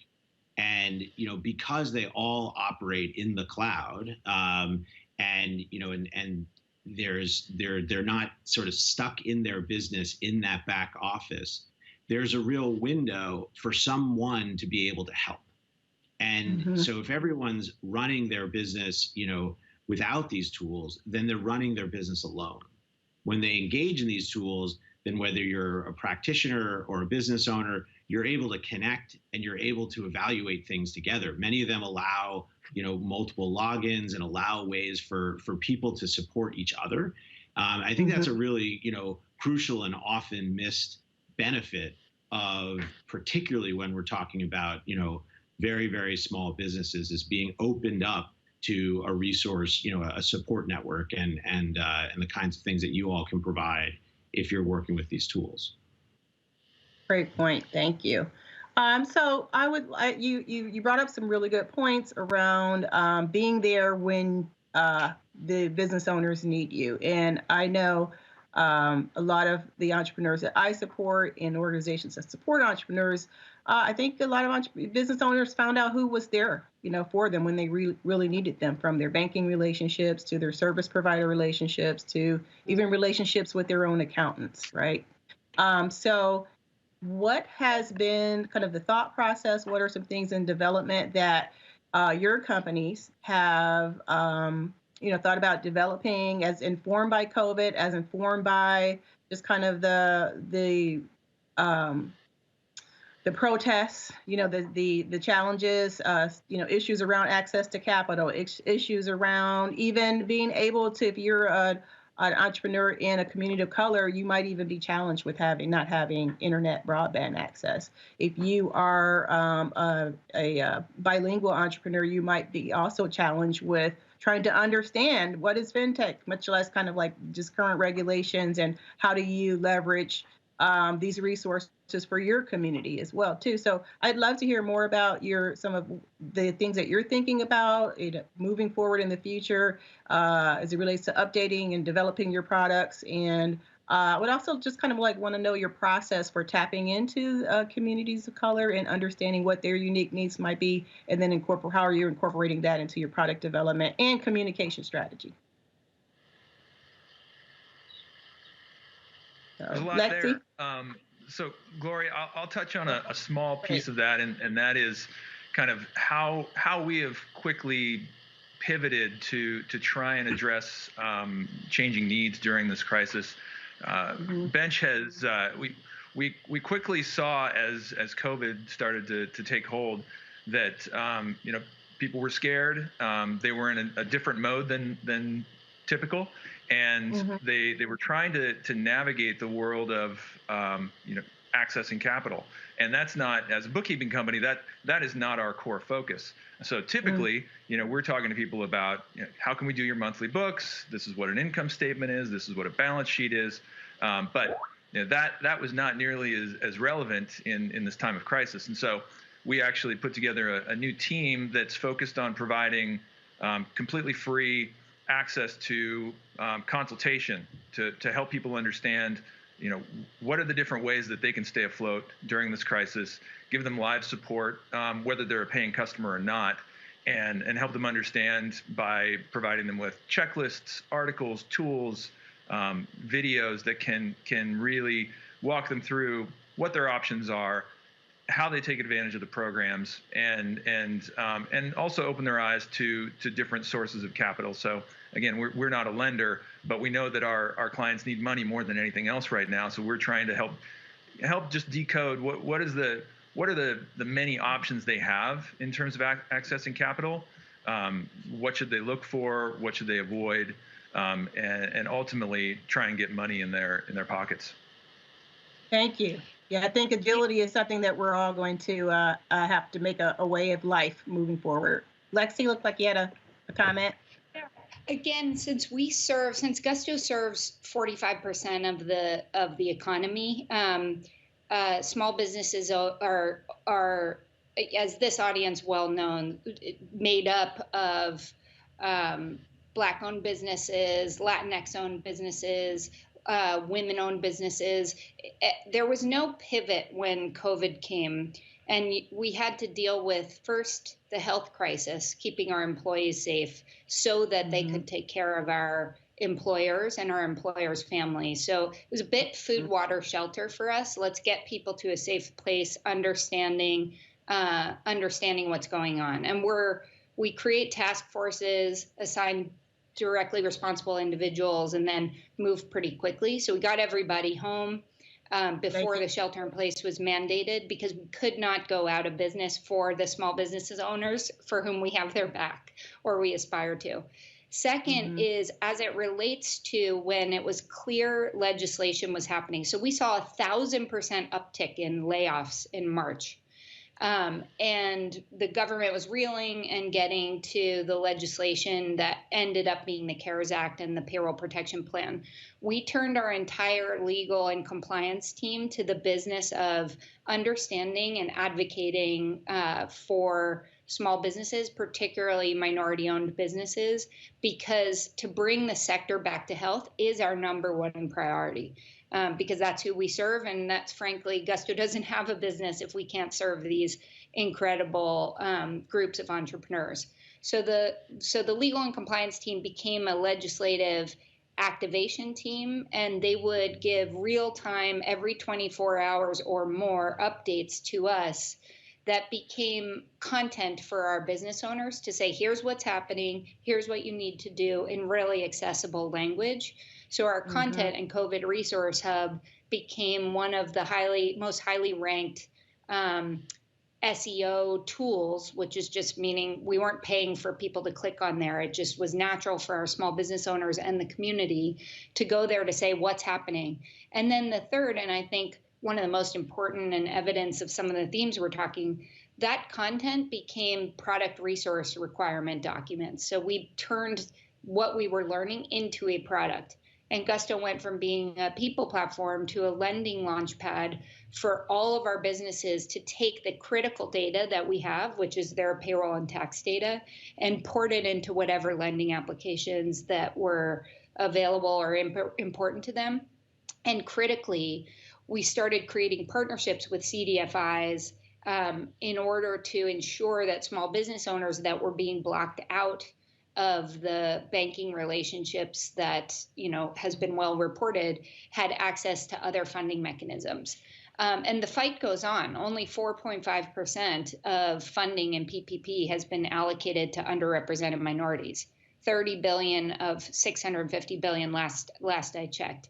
That should be outrageous, frankly. That people are high-fiving. Oh yes, in the last act we funded underrepresented minorities. First of all, that's a very broad bucket, and second of all, that's not nearly enough. So I would say, as you can tell, I get a little riled up about this. The fight is not over, and it just got a little bit. Sharper given everything else that you add to this, where we cannot let the economy and the economic opportunity that is available to small business owners crater any further than it already has. Absolutely. Great points, especially when you consider that, you've got the changing demographics of this country and the fact that we've got Black and Latina women that are starting businesses at the fastest rate, but are seeing significant impacts from those work and have the most to benefit from applications of FinTech and data. Mitch, did you want to add to that? I know you've got a very different way of supporting entrepreneurs through kind of helping them to create market share and engage with their clients at a time when they might be disconnected. Yeah, I think one of the things that one of the messages that AEO put out right at the beginning of the crisis, which I think aligned with how we were looking at things, was a lot of businesses saying, I need help with revenue. I don't want to just rely on loans.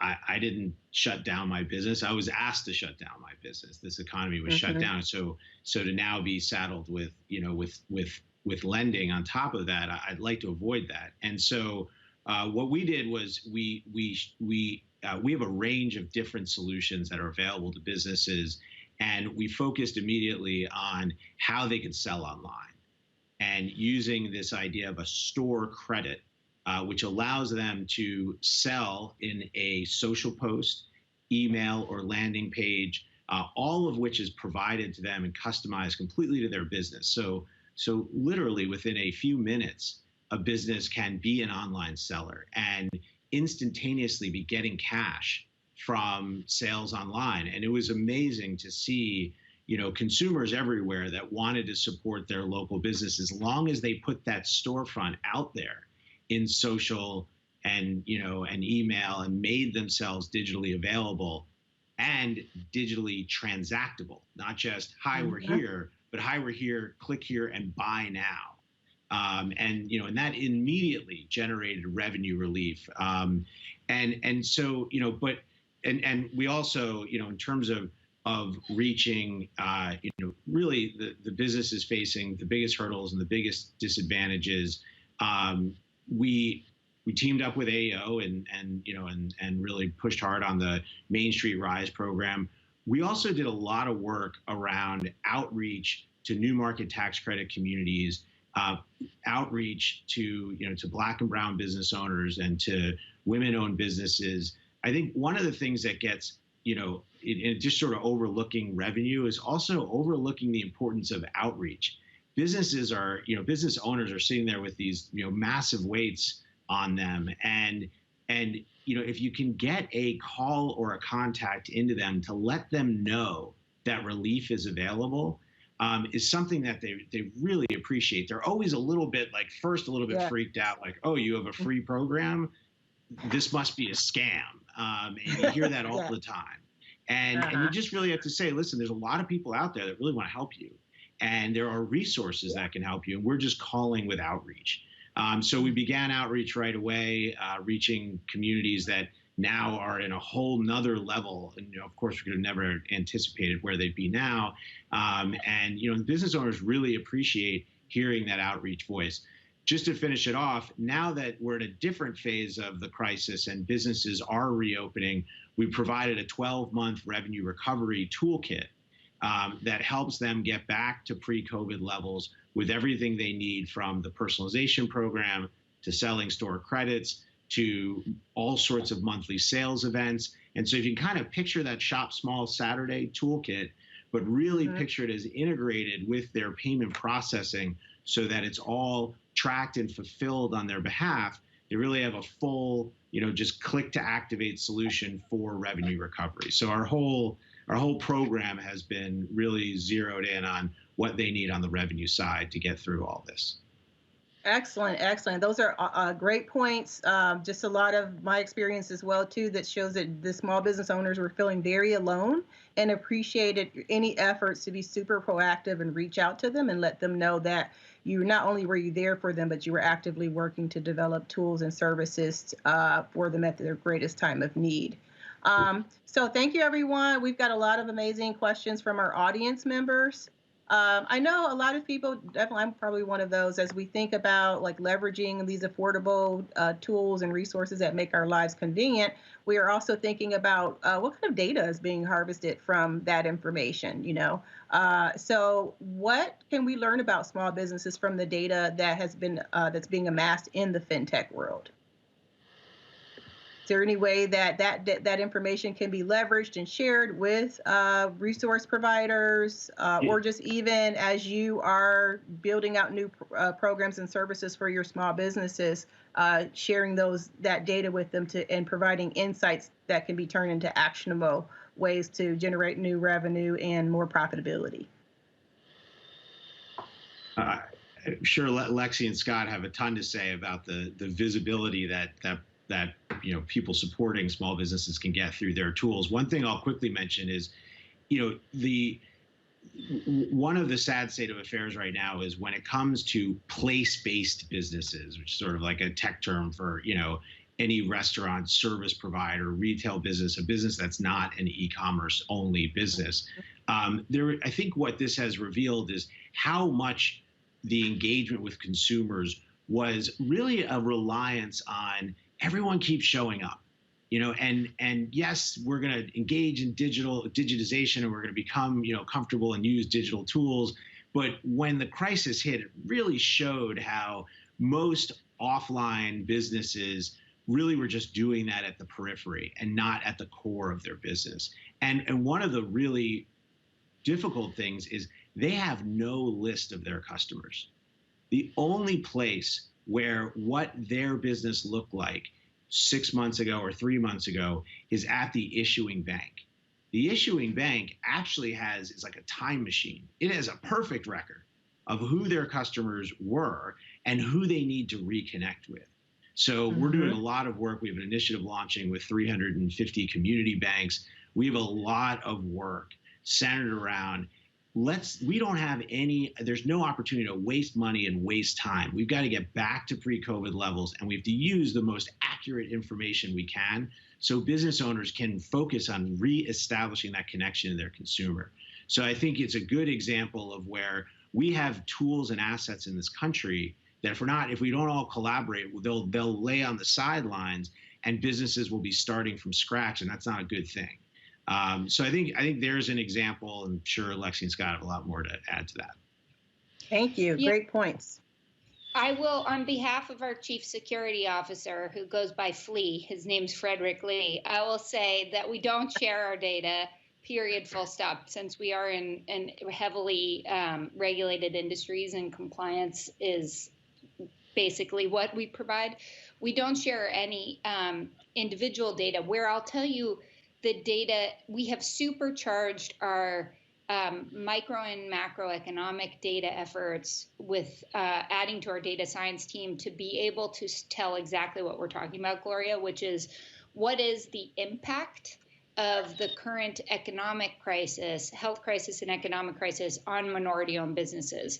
So every month, we're not just saying this happened. We're trying to draw the insights that matter for us to hold the public service representatives that are representing our interests accountable. So last month, Gusto data revealed how class and age were intersecting with the crisis and leaving some of our most vulnerable populations really left out. And we do this by industry. We try to do this in different cross sections. Sometimes that's difficult to get exactly at different segments. However, that enables us, together with customer stories, the customer story of an accountant in Chattanooga named Devon, who was able to use Gusto to get PPP lending to 15 of his clients in and around Chattanooga.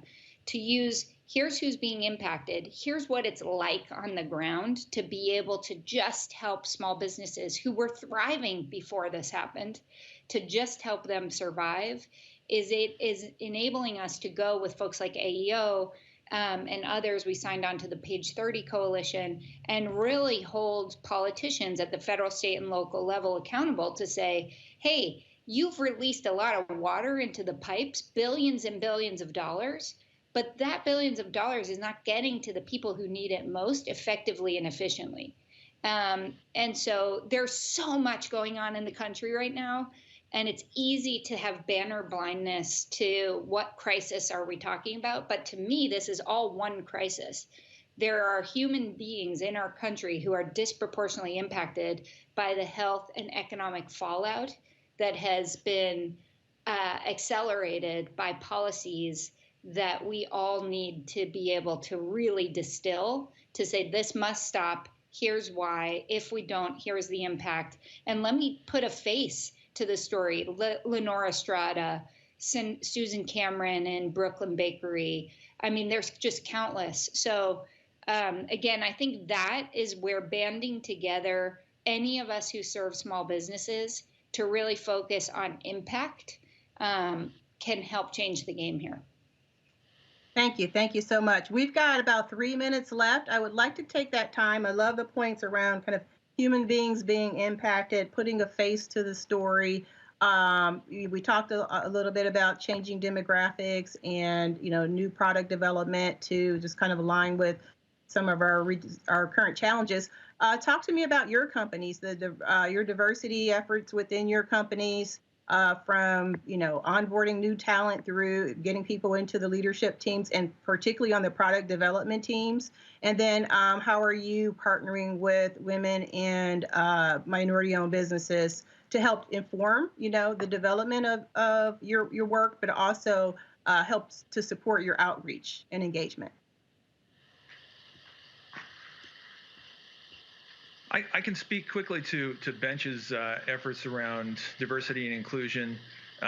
We have made a conscious effort to attract and retain talent across the board, whether that's engineering talent, product talent, up to and including the executive team, to make sure that the team at Bench looks like our community. This should not be a homogenous group of professionals. It should be a team comprised of all different races, backgrounds, ethnicities, and we're doing a pretty good job at that. We've got work left to do, but I can proudly say that we had a deficiency in some areas of our business, including the executive team, and at this point, nearly half the members of the executive team are female. Now we need to put a bit more effort into seeing more diversity on the executive team. Thank you. Does anyone else have anything to add? Yeah, we've been very active in recruiting developers in FinTech, and it's it is I have three kids and 2 daughters and a son, and right out of the gate, when my daughter was in kindergarten, just watching the divide between girls going into one set of activities and boys going into another set of activities, and and sort of experiencing this in the recruiting process, just how hard we work to bring women and people of color into technology development positions. We just need to do more as an economy and more as a society to encourage, more, just whatever we can do to hire and to put people in positions of mentorship, so that we can get as many people of color into into those coding and development roles that have such a profound impact on where the products go. So we've done really well at that. We keep working at it, and are always looking for any way we can to just do a better and better job of it. Gloria, Okay, well, thank you so much. We've got to wrap up. We've got another panel that's looking forward to sharing their information. And thank you for the AEO team and to Connie for assembling this topic and this panel. It's something I'm very excited about, and I'm sure that our practitioners have taken some great takeaways. And we look forward to watching your work and the development of your organizations, and hopefully expanding your reach into our networks. Thank you, everyone. Thanks, Gloria. Thank you. Bye. Okay. Our communities need help like never before. And Wells Fargo employees are assisting millions of customers across America through fee waivers and payment deferrals, helping people stay in their homes through mortgage payment relief efforts, and donating $175 million to help hundreds of local organizations provide food and other critical needs. When you need us, Wells Fargo is here to help.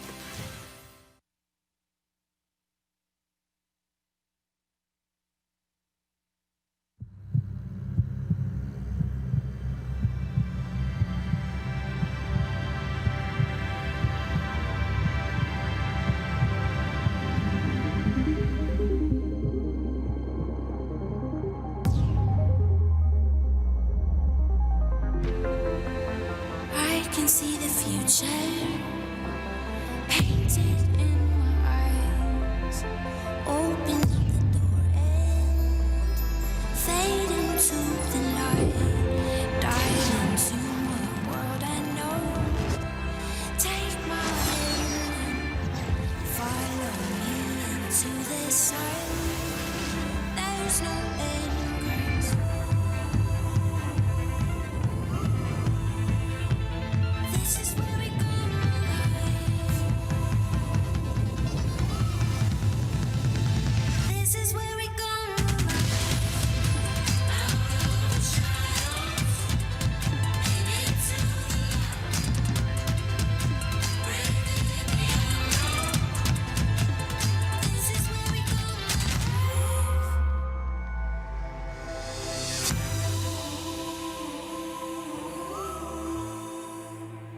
This is where we go, my life.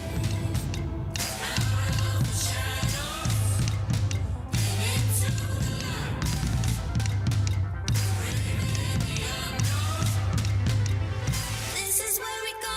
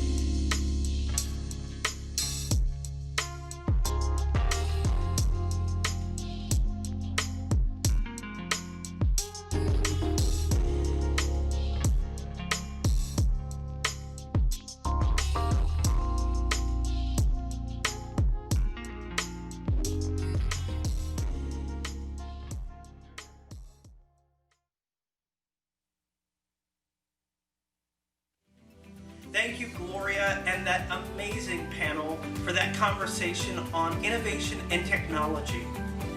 Guys, haven't these panels been absolutely amazing? And how about those incredible sponsor commercials?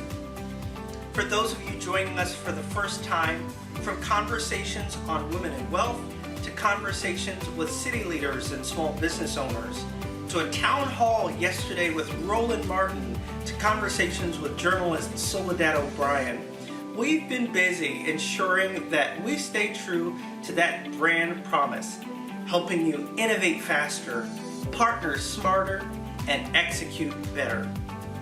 AEO is on the move. Yesterday with 2 announcements, and today with another. Today, we're announcing the launch of our COVID-19 Resource Navigator, sponsored by one of our presenting sponsors, Fifth Third Bank. And our VIP conference platform, you're getting the link even now. This dynamic new resource is another innovation that we are leveraging to ensure that you can help your small businesses survive, thrive, and grow during these challenging times. Yesterday, we announced the report, Returning Citizen Entrepreneurship, Enhancing Support, Increasing Opportunities, and Deepening Success, and the accompanying toolkit. Those links are also being shared now, just in case you missed it.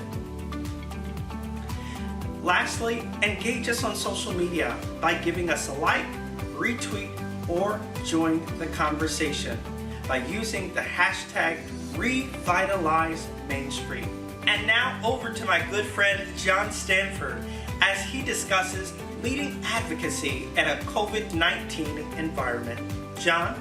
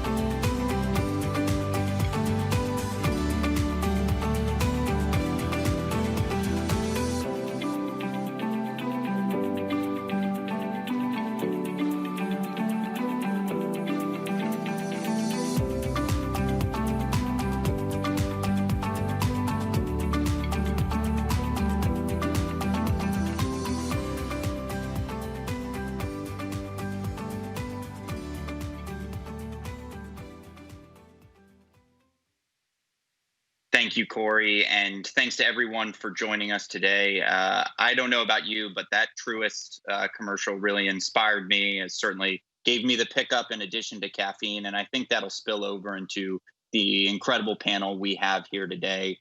We're going to be talking about advocacy. We couldn't ask for three better panelists. I've always said that one of the worst things I can ever have to do as policy director here at AEO is be a substitute for Connie Evans. But she is doing true advocacy right now as we speak, testifying before the United States Senate on what small businesses, minority-owned businesses, women-owned businesses need in a continuing effort by Congress to respond to not just the pandemic, but the realities that our country is facing right now.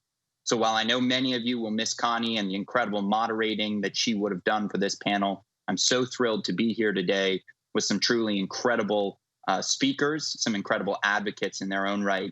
And I want to jump right in because we hope for incredible engagement from all of you out there participating in this incredible conference. And we'll also encourage you to stay active on social media, revitalize Main Street. And with that, I'd like to welcome our first panelist. Ann Price is the president of the Insight Center for Community and Economic Development. That institution is a historic one that has played so many roles over the years in responding to disparities. And that's exactly, Ann, where I want to start the conversation today. Can you talk a little bit about how Insight is seeing inequity? Are we seeing inequities in racial or gender lines? And what is your organization doing in response to that? Thank you so much, John, for that introduction. Yeah, I think that a lot of us are beginning to see some of the stark disparities that have laid bare coming out of this pandemic as it unfolds. We've heard a lot about the disproportionate deaths amongst African Americans and Latinx populations in terms of deaths and hospitalizations, and also just bring on the front lines being some of the most essential workers who are keeping our economy running right now. I think it's really important to think about where we are in this moment in terms of the types of inequities that we're seeing. And my friends over at the Economic Policy Institute have just released a report yesterday that I think really provides some really stark information on where we are. And I just want to lift up two of the statistics that they outlined in that report because they're so critical when we're thinking about a recovery. One is really looking at the Black population. And as of April, only half of the Black population is actually employed right now. We're seeing extremely high unemployment rates generally, particularly amongst women. But to see that only half of the Black population is working and thinking about the disproportionate share of other workers who are really on the front lines and being at risk of exposure to coronavirus. I think the other thing to think about is where people are really living and how that's affecting their economic precarity, how it's affecting their ability to take care of their families. So 43% of Black people live in counties where we have both the particular harms coming from the pandemic itself, both health-wise and in terms of economic devastation.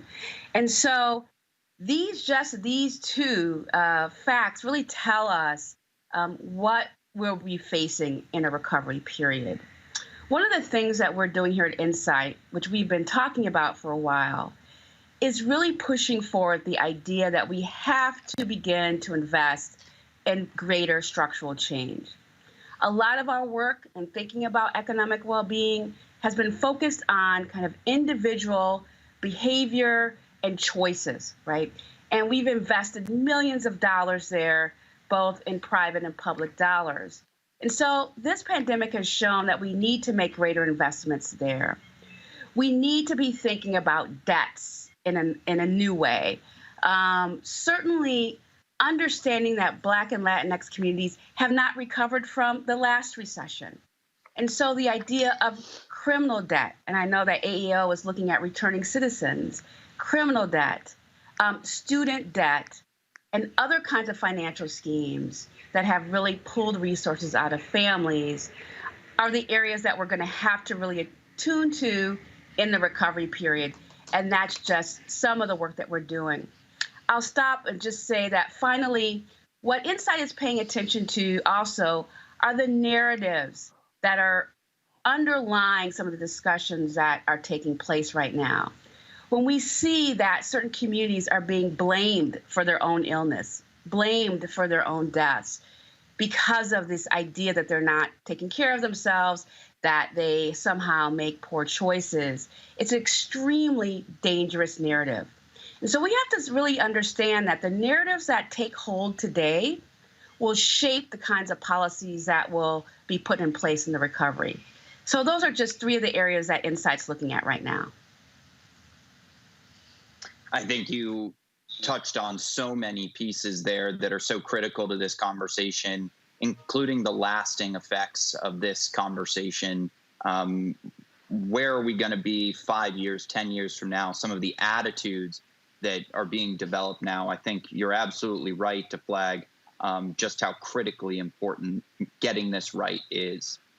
But we also know that minority populations, gender populations, those aren't the only disparities we're seeing. And so it's my pleasure to welcome our next panelist. Karama Neal is the president of Southern Bancorp Community Partners in Arkansas, and I think has one of the best perspectives in the country about how this crisis isn't just playing out on divides of racial or gender inequity, but also between urban and rural. And so with that, Karama, I'd love to turn it over to you to hear about what Southern Bancorp Community Partners has been doing and what are you seeing from a rural perspective? Absolutely. Thank you so much for this opportunity. Really glad to be on this panel and glad to have so many people here today to talk about this important topic. So part of what we recognize is that while there are places that have had very significant public health impact from coronavirus and COVID-19, that impact is overlaid on top of existing inequities. And so as John noted, those inequities have to do with race, they have to do with gender, they also have to do with density, with urbanity and rurality. There's a really interesting index that's presented by the Sergo Foundation, the COVID-19 Community Vulnerability Index. And what it does is take CDC data from the census and economic data, overlay all of that and look at the communities, county by county across this country, that are most vulnerable to the broad impacts of coronavirus. So not just the public health piece, which obviously is very critical, but also the economic impacts, the legal impacts, the educational impacts, those kinds of things, and seeing which communities are most vulnerable. And when we do that, we see a lot of communities in rural areas, particularly in the rural South and the places where we work in Arkansas and Mississippi, that are incredibly vulnerable to these broader impacts of the pandemic.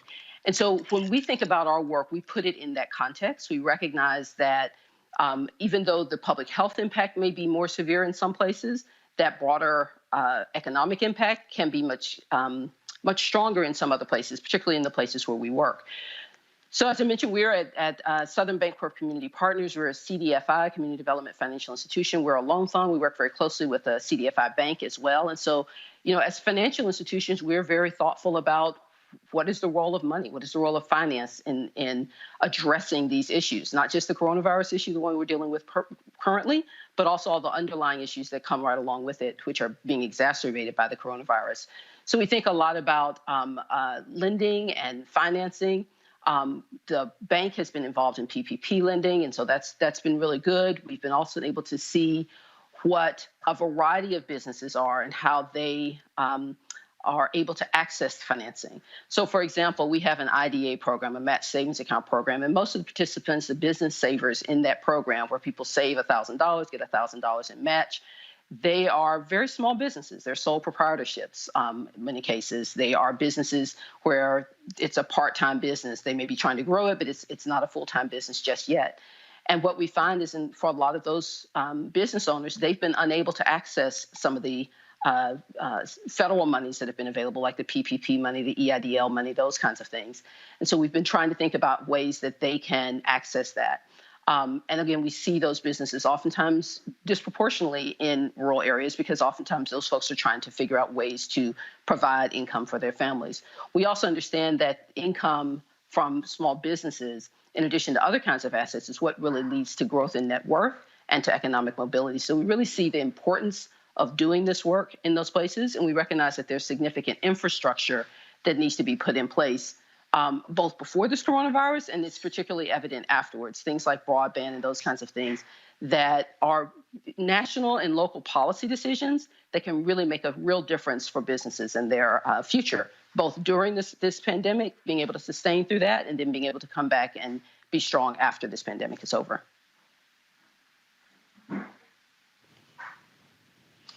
Well, I think so many pieces to unpack further there, but I think the answer to at least our preliminary questions has been very clear, that the disparities are very real. And the broadband conversation, as someone who's been in Washington, we've been having it for a long time, and the ball isn't moving forward fast enough. And here we are at a time where broadband may be the make or break difference in so many of these communities, that it's something where we can look back and say we needed to do more in the past. And I think that's something we'll unpack further.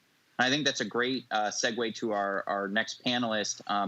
Jesse Van Tol is the CEO of the National Community Reinvestment Coalition, NCRC, a longtime friend of AEO's and many of our attendees of this conference and our partners. Jesse, broad question. How is NCRC viewing this entire epidemic and crisis? Are we headed in the right direction or not? Yeah, thanks, John. And let me thank AEO for their leadership, for Connie's terrific leadership over the years, for our partnership. We're honored to have Diedrich Asante Mohammed serve on the board of AEO, and AEO has been an important partner of ours. Look, it's not as if before the crisis, before Corona crisis, before the current moment with police brutality, that our communities were doing well. Right, our own research, tracing back to the Homeowners Loan Corporation, to redlining in communities, shows that 2/3 of communities that were redlined back in the 1930s are today economically struggling. When we look at small business lending post Great Recession, we see that SBA lending to Black-owned businesses has fallen and never recovered. When we do mystery shopping of banks, we see and document still disparate treatment of Black-owned businesses, of Latino-owned businesses. We see a racial wealth divide that is as bad as it has ever been. We see rates of Black home ownership still trailing white home ownership at historic rates. And so when we think about the conditions that we had pre-coronavirus, communities that we serve were still very much struggling. You layer on that coronavirus, a global pandemic. Among other things that we see, of course, we see, Black and brown people, poor people, hardest hit, at the very beginning of this crisis. We also, though, see that, the incredible economic insecurity that people are in, and hopefully everybody recognizes that moment, that 2 weeks into a health crisis, 2 weeks into an economic crisis, we had to pass one of the largest stimulus bill in the history of the country, because our people were so vulnerable and economically insecure. We had to do that, and we continue to have to make extraordinary interventions to make sure that the country does not fall apart. One of the things, as we think about the racial wealth divide, as we think about asset poverty in many communities, one of the things that I think the current moment really shows us is, building wealth and building assets and building the economic well-being of people is not just about individual assets, it's about public assets as well. You mentioned broadband, in a context in which people are working from home, that's incredibly important. Our health institutions, or lack thereof in many communities, and for that matter, institutions that, may not play a positive role in low income and minority communities. You think about police institutions, you think about the kinds of institutions that are present in communities of color, that are present in low and moderate income communities, the lack of organizational infrastructure, of nonprofit infrastructure, the lack of community health infrastructure. These are things that have a dramatic impact and effect both in the current moment on the loss of wealth and the loss of life that we are witnessing, but also as we think about trying to build wealth, as we think about trying to build economic well-being. It's not just about an individual's assets, though those are important. The access to home ownership, access to being able to start a business. These things are incredibly important. But so too are community assets, up to and including our federal assets. The fact that in this crisis moment, the SBA in some ways was poorly equipped to deliver on, making sure PPP loans reach the smallest businesses, reach Black-owned businesses. The fact that the Federal Reserve is not equipped at all to help or to provide liquidity even to medium-sized businesses. It's really an institution built for, sort of large corporations, built for the banks, built to serve a population that is not really the population who's hardest hit by this current moment. So we are reminded that as we think about building wealth, we have to think about public assets as well. We have to think about how our institutions are aimed at or not aimed at helping with that problem. And in that vein, we're challenged to re-examine, the policies we work on. I would say policy is moving in the wrong direction. We have an attack on the Community Reinvestment Act, for example, that really lessens the obligations that banks have to serve our communities, that rolls back some of the protections we have within CRA around race, the fair lending provisions. We need to be moving in the opposite direction. We need more from our institutions. We need more from banks. We need to do more about the racial wealth divide, not less. And so, we're challenged. We're challenged to come up with those solutions. One of the things that we have done at NCRC over the last few years is, we've really challenged our friends and partners and asked the banks that we work with to take a leadership position on these issues, to dig a little deeper. Over the course of the last 3 years, we've signed and created community benefits agreements with over 10 banks, totaling $150 billion of investment in low and moderate income communities and communities of color, including one announced recently, a $60 billion commitment by Truist to expand what they do in this moment, in this time, as we deal with the crisis. We have to ask more of our institutions. We have to ask more of government institutions. We have to ask more of private corporations. We are going to need more. The fractures that we're seeing right now, I have said before that the level of inequality in this country has reached a point where if we don't do something fundamentally different, something bold and something big, we could see civil unrest on the level that we saw in the 1960s in my lifetime. And I think we're on the precipice of that now. And the question is, will corporate America wake up and say, it's not okay that people like Jeff Bezos make, $20 billion in the course of coronavirus. Meanwhile, people in our communities are literally on fire. People are hurting. People are in pain economically, socially. We can't live with this level of inequality and unfairness anymore. And it challenges all of us to do our work differently, but it especially needs to challenge our corporate leaders, our government leaders, to think fundamentally differently about how we solve some of these problems. I think you touched on a lot there, Jesse, that I look forward to hearing other panelists respond to. Putting on my panelist hat as AEO's policy director, I just want to spend a couple minutes sharing how AEO thinks about this crisis, and what is AEO doing and what policies are we calling for.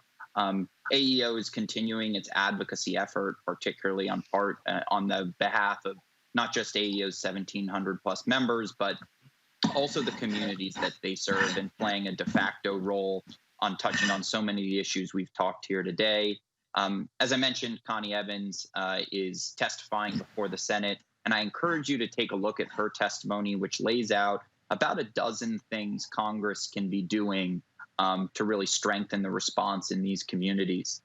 We'll continue championing the role of CDFIs, of microloan intermediaries, and other institutions that have proven that they can have disproportionate positive impact in these communities. And I think that's something in any future legislation, as well as just the general work that we're doing every year with SBA, we've got to grow these programs right now that have impact in these communities.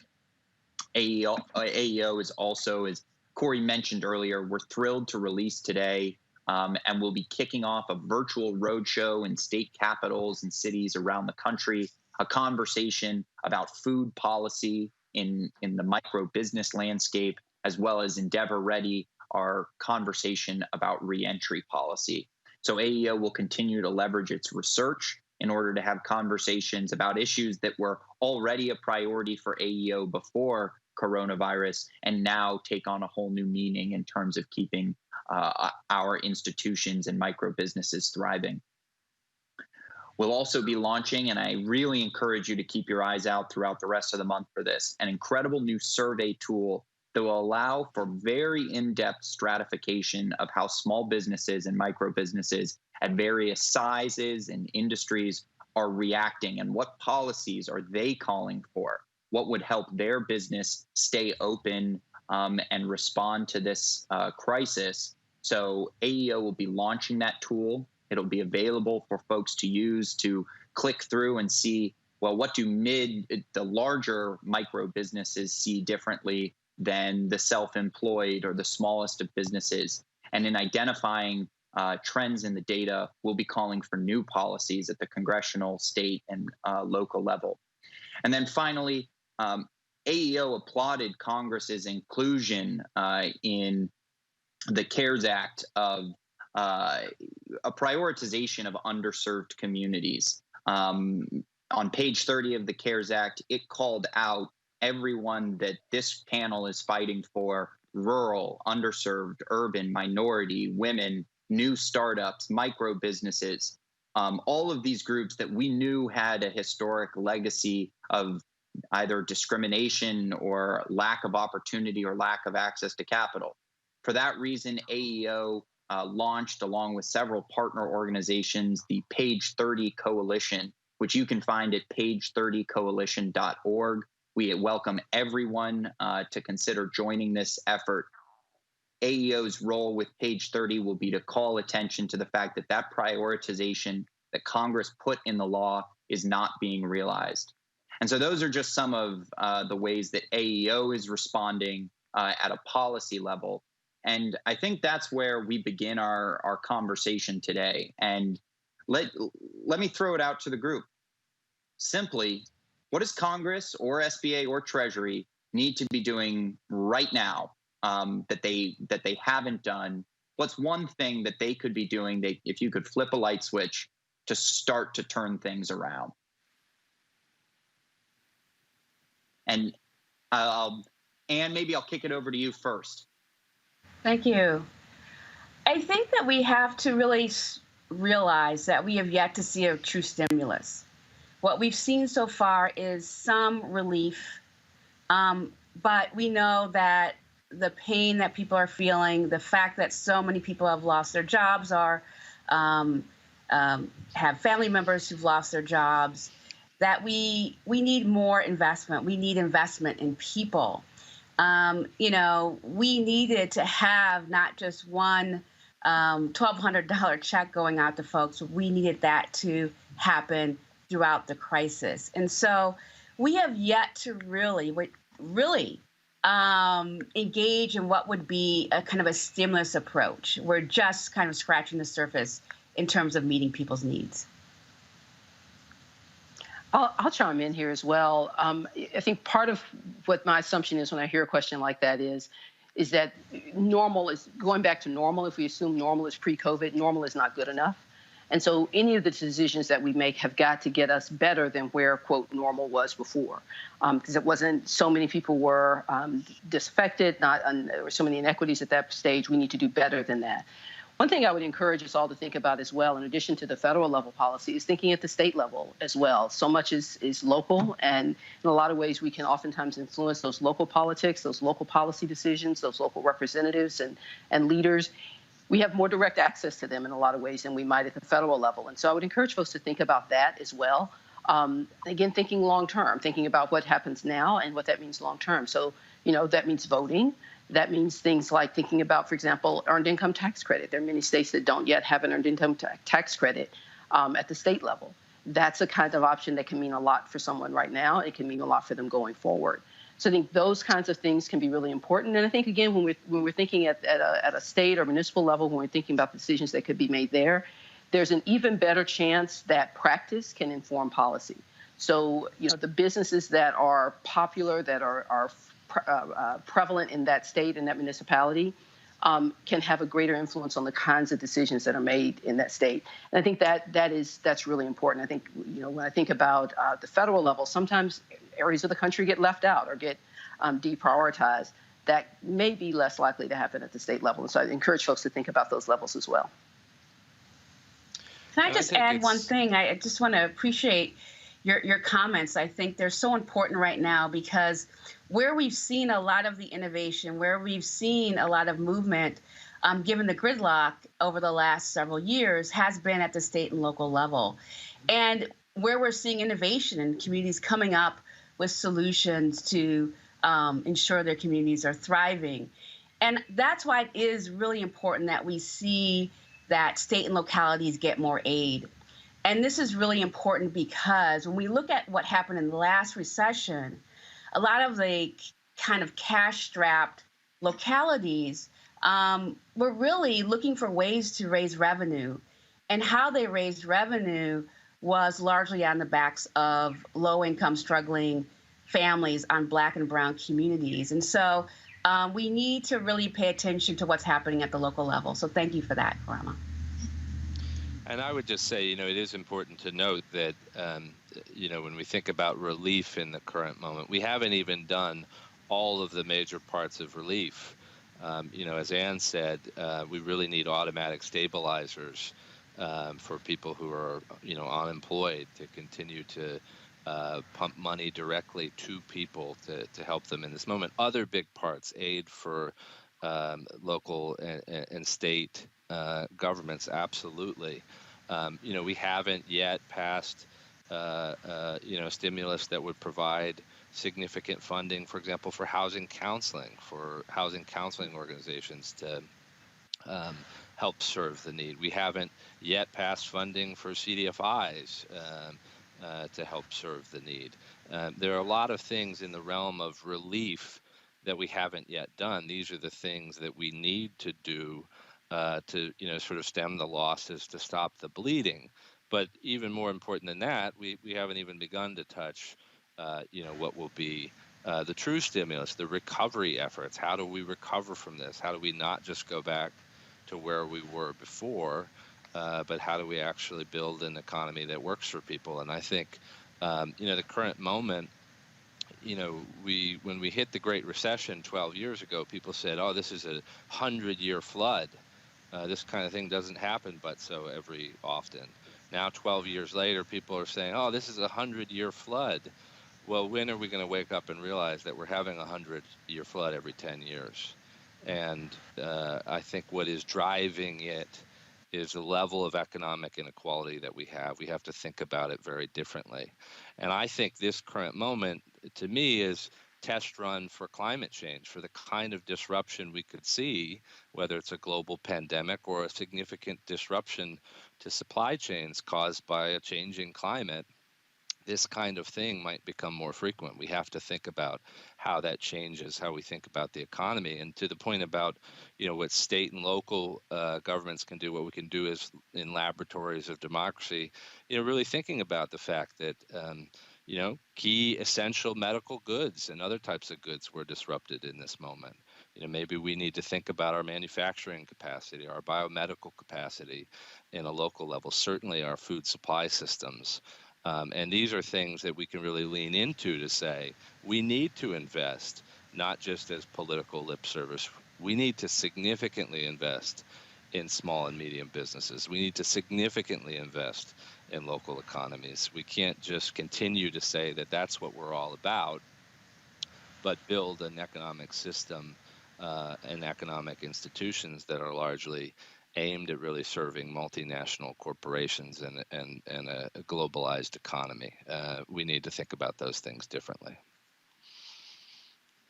Well, I as much as I would greedily take all of your attention, I think that's a perfect segue into some of the questions we're already getting from the audience. So I will encourage people, use the chat function. We'll try to get to as many of them as we can.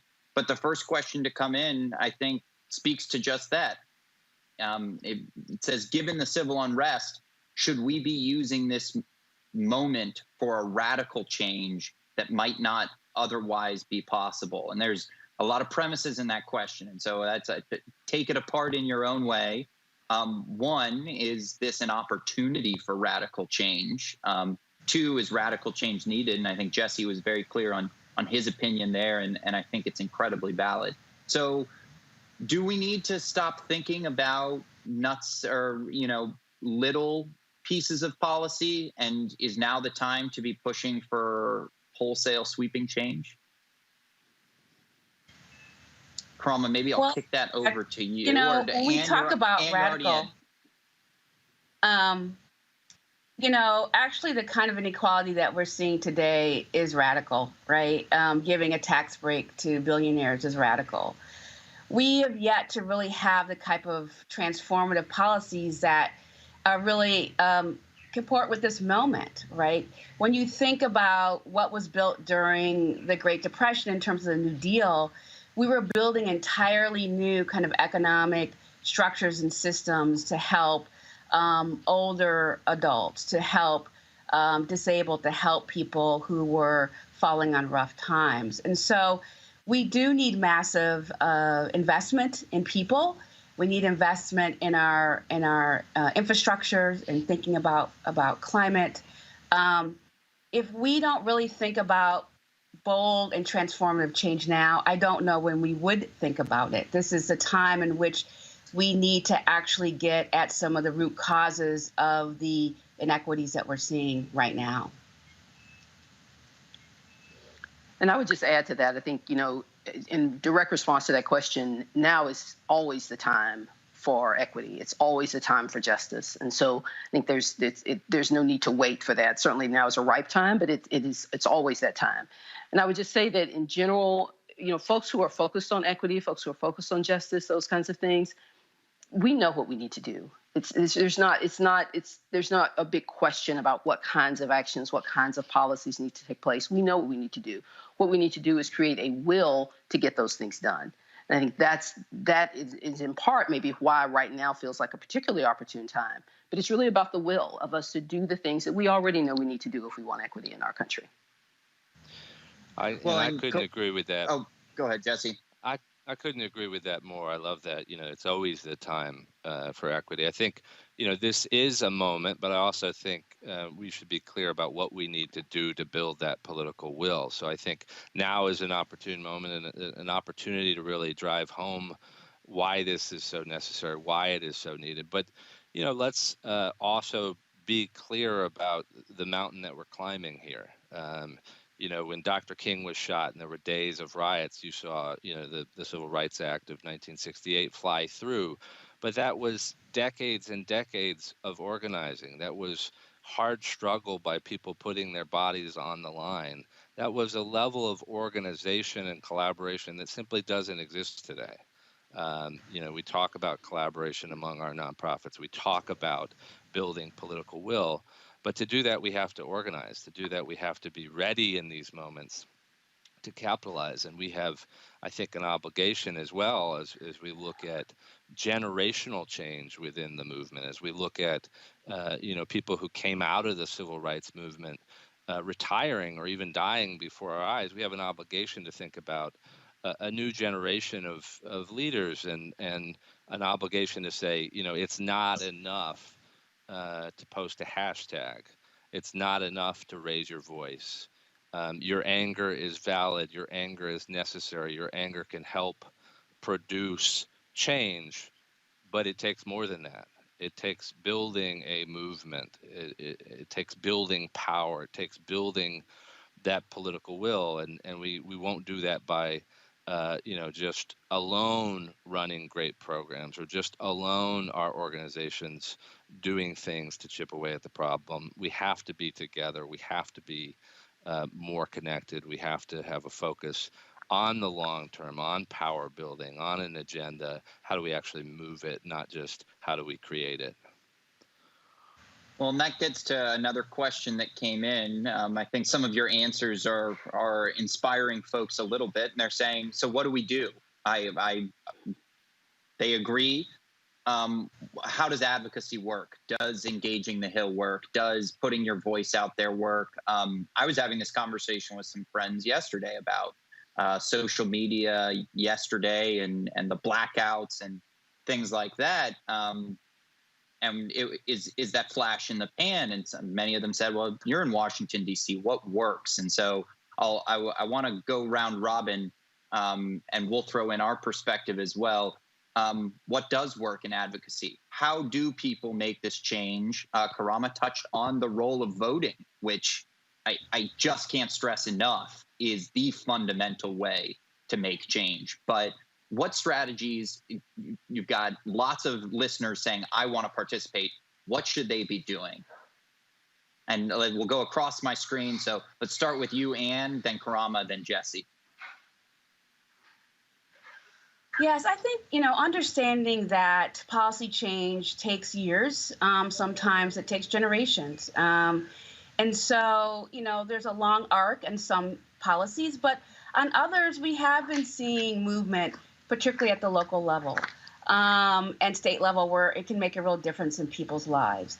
And one of the things that we have seen that's been really successful in our work in thinking about eliminating kind of state and local kind of county fees that are imposed on people, criminal fees that are imposed on top of the fines they already get, was really bringing together a broad-based kind of coalition of people, from impacted people to legal folks to people who work in county governments to nonprofit organizations. And within a year's time, we were able to see substantial movement on this issue.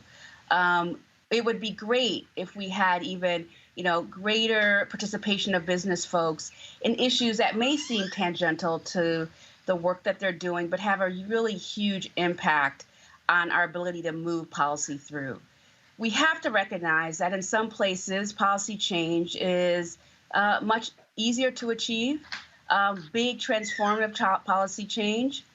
In other places, change comes about a little bit differently. We think about the South, for example, and the fact that so many states have preemption, which means that the state can preempt local policies, like local minimum wage increases, for example.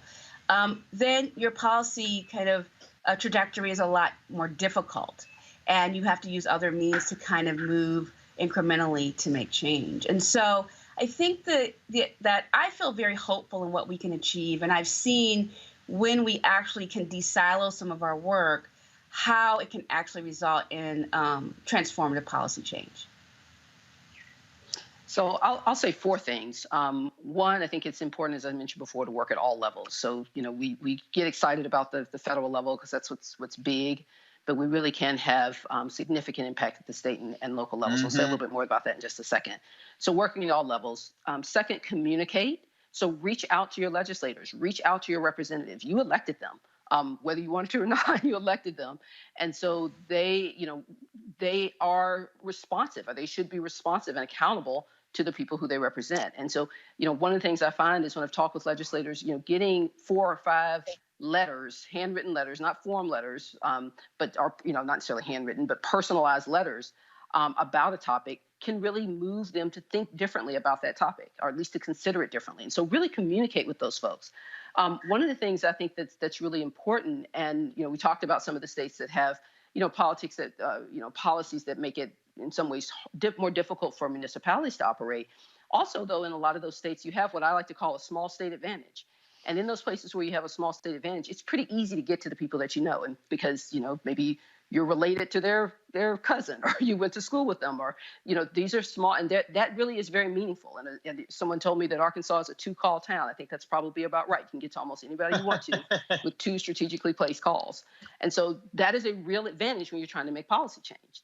And so I would just encourage folks to really take advantage of that wherever they are, with the goals that they have. And then finally, I would just say that we can start things ourselves. We don't have to be dependent upon the existing infrastructure. The existing networks are there. If they're there and they're doing a great job, join in with them and support them.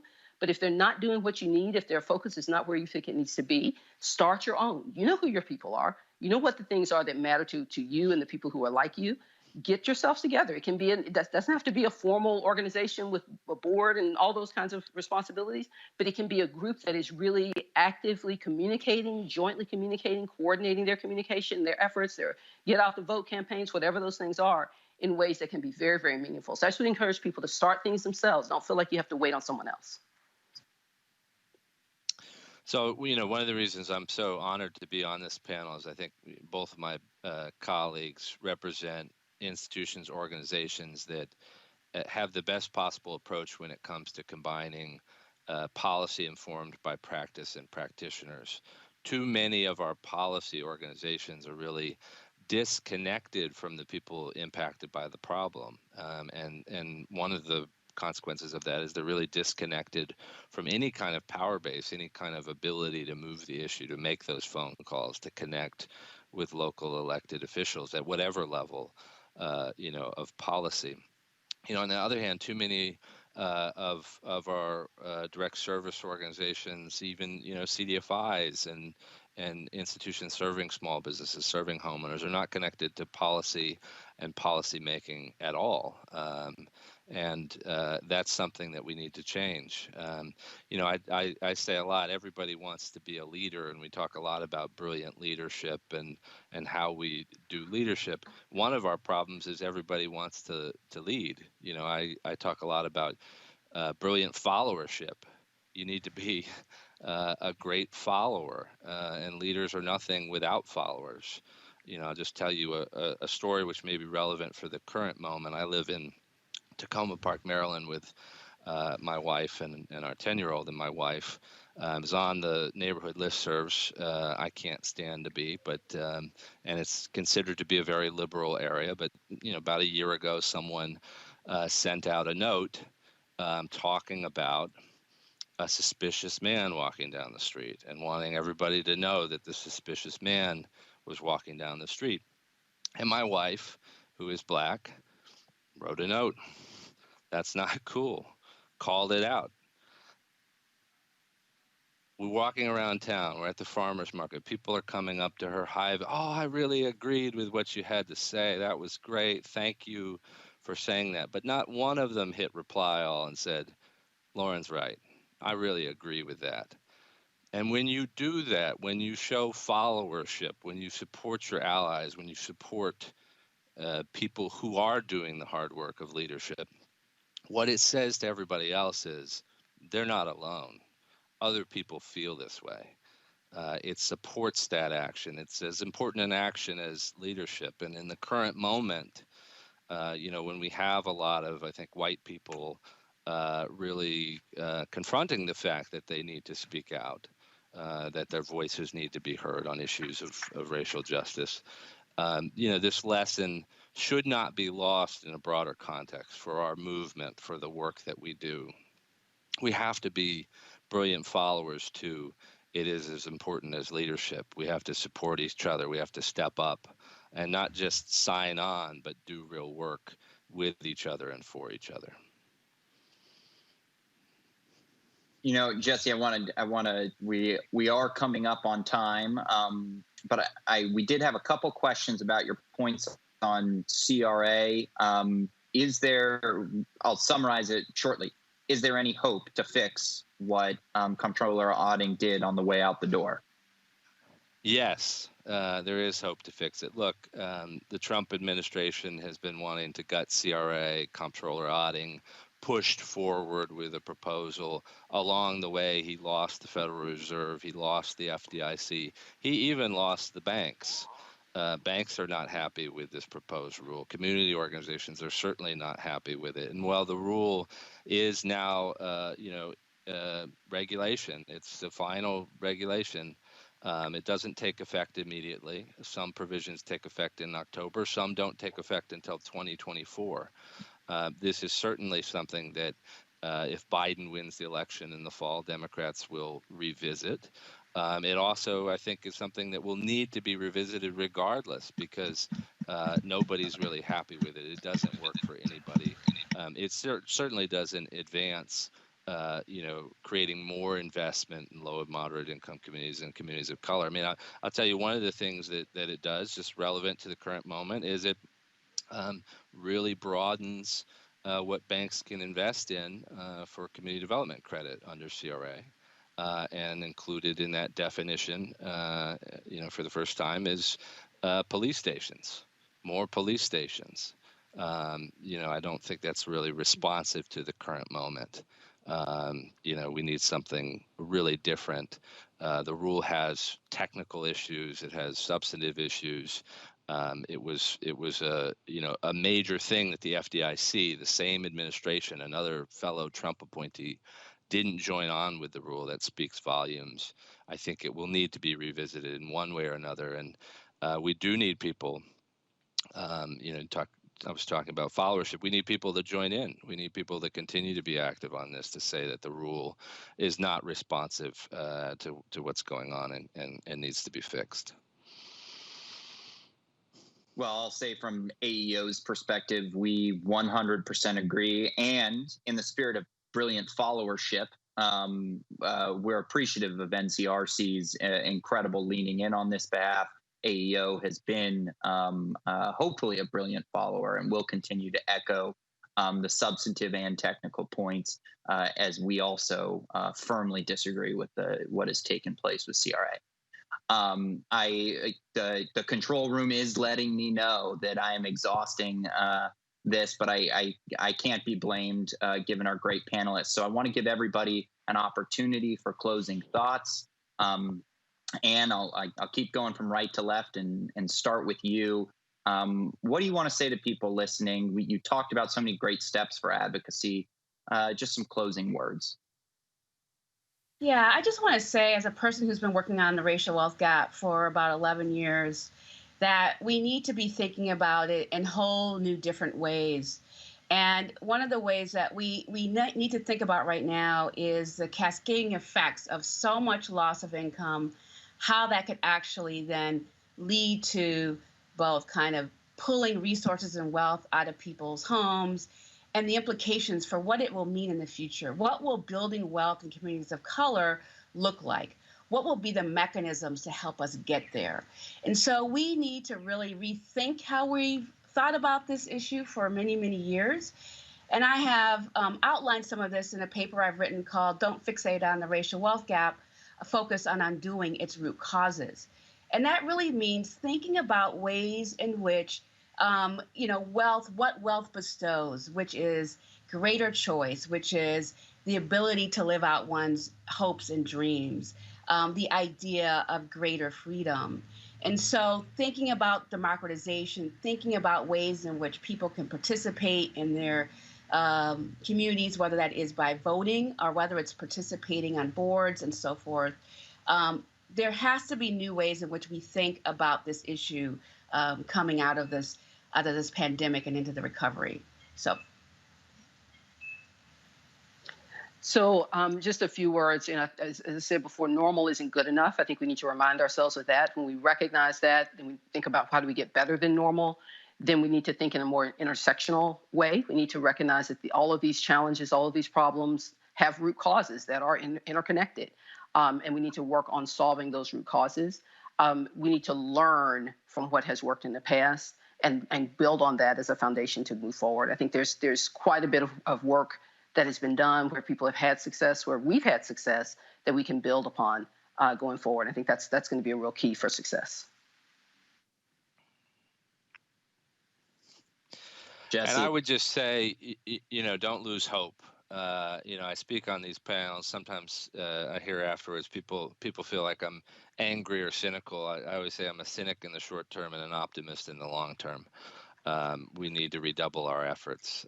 We need to think about building political power for the long term. We need to think about always building the will to move the agenda to do what we know needs to be done. And now could be a powerful moment.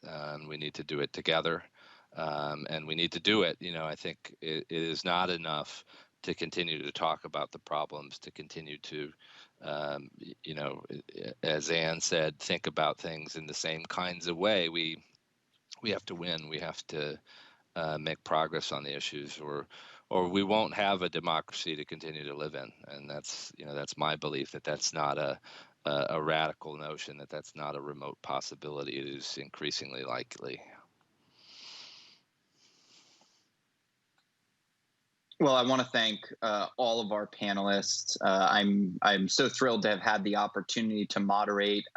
I'll take privilege to use my closing comments just to respond a little more pointedly to one of the questions. Does any of the advocacy work? And the answer is yes. Everyone around this screen has seen their work, and whether it's in following or in leadership, change something for the better. It could be small, it could be major, but advocacy is so crucial to all of our communities at this time. So I'd like to thank all of our panelists, and I get to close with an exciting role here. As everyone knows, each week for this incredible conference, AEO is doing some pretty awesome giveaways. A reminder, you do have to be registered, and you can do that at aeoworks.org. So I'll be giving away, well, AEO will be giving away, but I'd like the thank you note to come to me, is an $100 Amazon gift card. It is being announced in the VIP chat right this second. And congratulations to Heather Garner and for winning this week's contest.